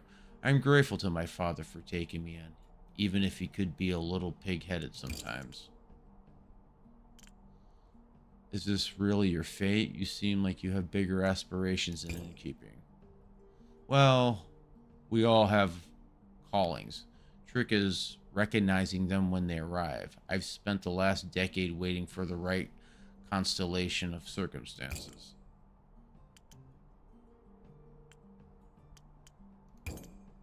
As you walk away, Bristle returns to her supervision of the carpenter.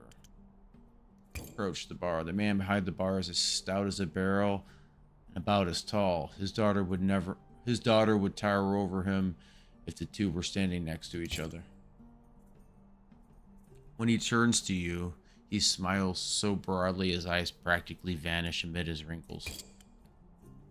Forgive my daughter. She thinks helping her poor old father run the inn is beneath her talents. Perhaps she's right, but don't tell her that. The innkeeper laughs until he has tears in his eyes. I just wish she would smile more. Be more pleasant to our guests. First impressions are everything. Do you mind if I put up a poster advertising my forge? By all means, yes. Hang it over there by the entrance.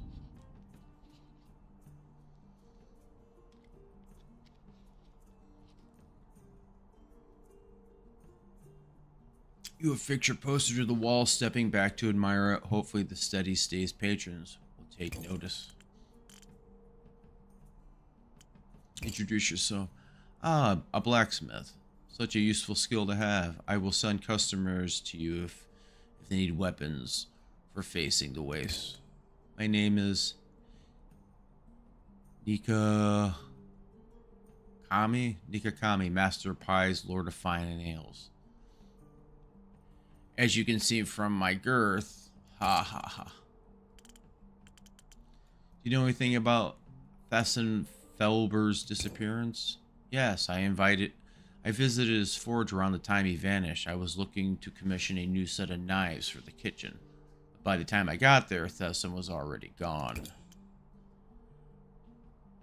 Only his poor wife was there, sobbing and asking if I knew where her husband was. I told her she was just being silly. I was sure Thesson was fine. Oh, what a fool I can be. The wife vanished too, not long after that. So Thesson vanished first, and then his wife? Yes, that's what I just said.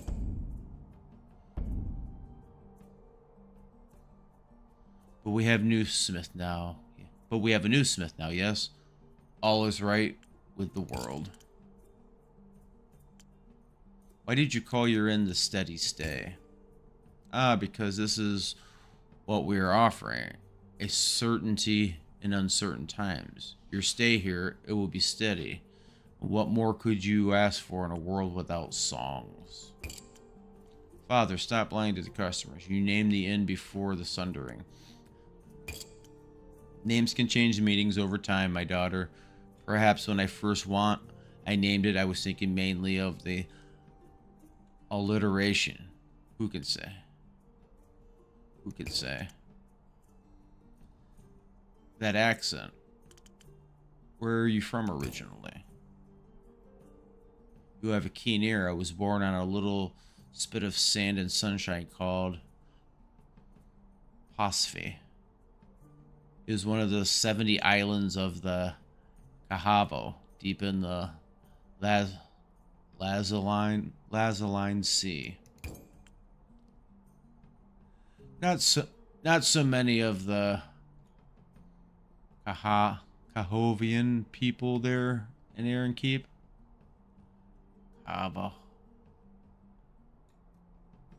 Cahovian people. The journey, it's very difficult. I hitch a ride on an Orline trading vessel, and I am sailing for many, many moons to reach the Coravan coast. This was 30 years ago, before the long dust, before my Rissel was born. I was lucky to arrive here in those days, before everyone and their grandson was trying to get into the keep. But I will never know what befell my beautiful islands of Cajavo in the years since. Do you ever miss Cajavo? Of course, the taste of the Kavura fruits, the pulse of the sea, the way the sun sparkled on the waves like a shimmering blanket of fish scales. My home, my people, my heart. What made you leave the 70 islands? The old man loses his smile for just a moment and stares off in the distance. Never did I know why I left. I was a young man and the island was too small for my dreams. My mama begged me to stay, but I laughed in her face. Foolish, foolish. But if I'm a fool, I'm a lucky fool. I made my way to Aaron Keep in the days before the sundering. Back then, new arrivals didn't have to earn their way past the gates, and when the sundering came, the king protected us. And of course, if I hadn't come here, I would never have had my dear Rysel. Fate is like the deep currents of the sea. We cannot see where it is taking us. But we cannot resist its pull. If I've ever learned anything about the fate of the 70 islands, I'll come to you. This I appreciate, though a part of me quails in fear. What if you bring me bad news? Perhaps no news is better, yes? That's enough about your past, I agree. Let us look to the future, yes? I get the impression Rysel isn't happy here. Ah, my dear Rysel is never happy. So serious, so somber. The girl has forgotten how to smile since. The innkeeper hesitates, clearly stopping himself from saying too much. She dreams of impossible things. She simmers like a boiling pot, stewing her regrets until she can taste nothing else. I tell her to just be happy. Life is too short for such brooding. The customers prefer to see a happy face, but she doesn't listen to her papa. Nice talking to you, Niku. The pleasure was mine. Come back soon, my friend. Leave the inn. As you step outside, you brush up against a hulking figure making his way into the inn. He thumps a meaty hand on your shoulder. Hulking worm. Watch your step, worm. With a jolt, you recognize the loud, obnoxious crow from the den, the one who was critiquing the Masked King. You helped him get to the inn the night, but he doesn't seem to recognize you. As the crow walks in, you hear Rysel greet him. She sounds suddenly on edge. Oh, Marvin, you're back. We've got your usual table ready, Marwin. Without looking back, you begin the long, trudging walk back to your forge.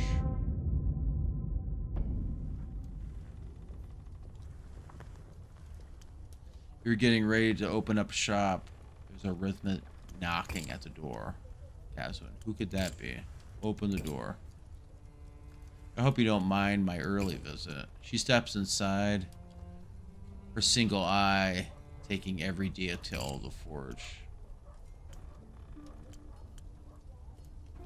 Good morning, Rysel.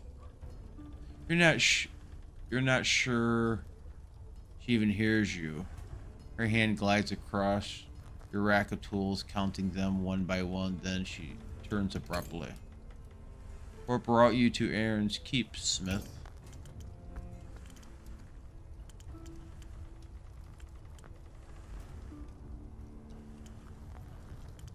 Fate. I know what you were. A stray cinder on the breeze, tumbling, tumbling, never catching a light until now. She looks you up and down, her eyes more piercing than any sword. You get a strange sense you're being measured for a purpose, or perhaps a coffin. Do you have someone who keeps your books?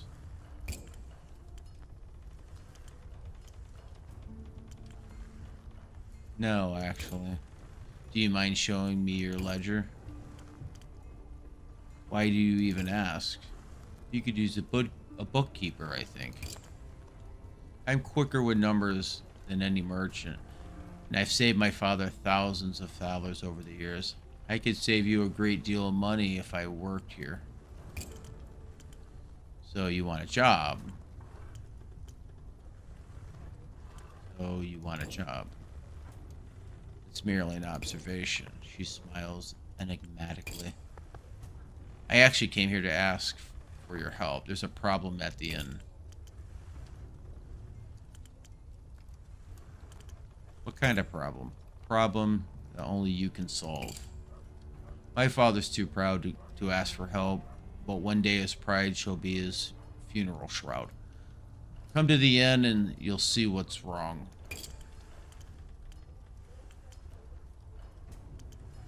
I'll be there. Thank you. I know. She slips out the door as quickly as she arrived, leaving nothing but a ringing silence and a faint smell of jasmine. What a strange lady.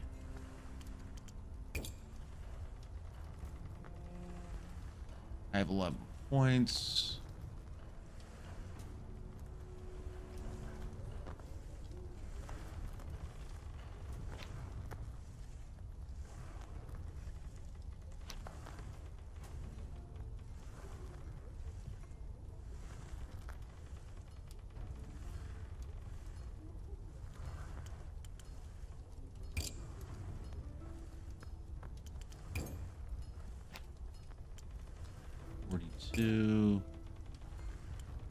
Of course. Well, I'm gonna stop here for the night. I'm really tired. Get to bed. I'll pick this up maybe tomorrow. Maybe at least tonight when I get home from work. Maybe tomorrow. We'll see. Game.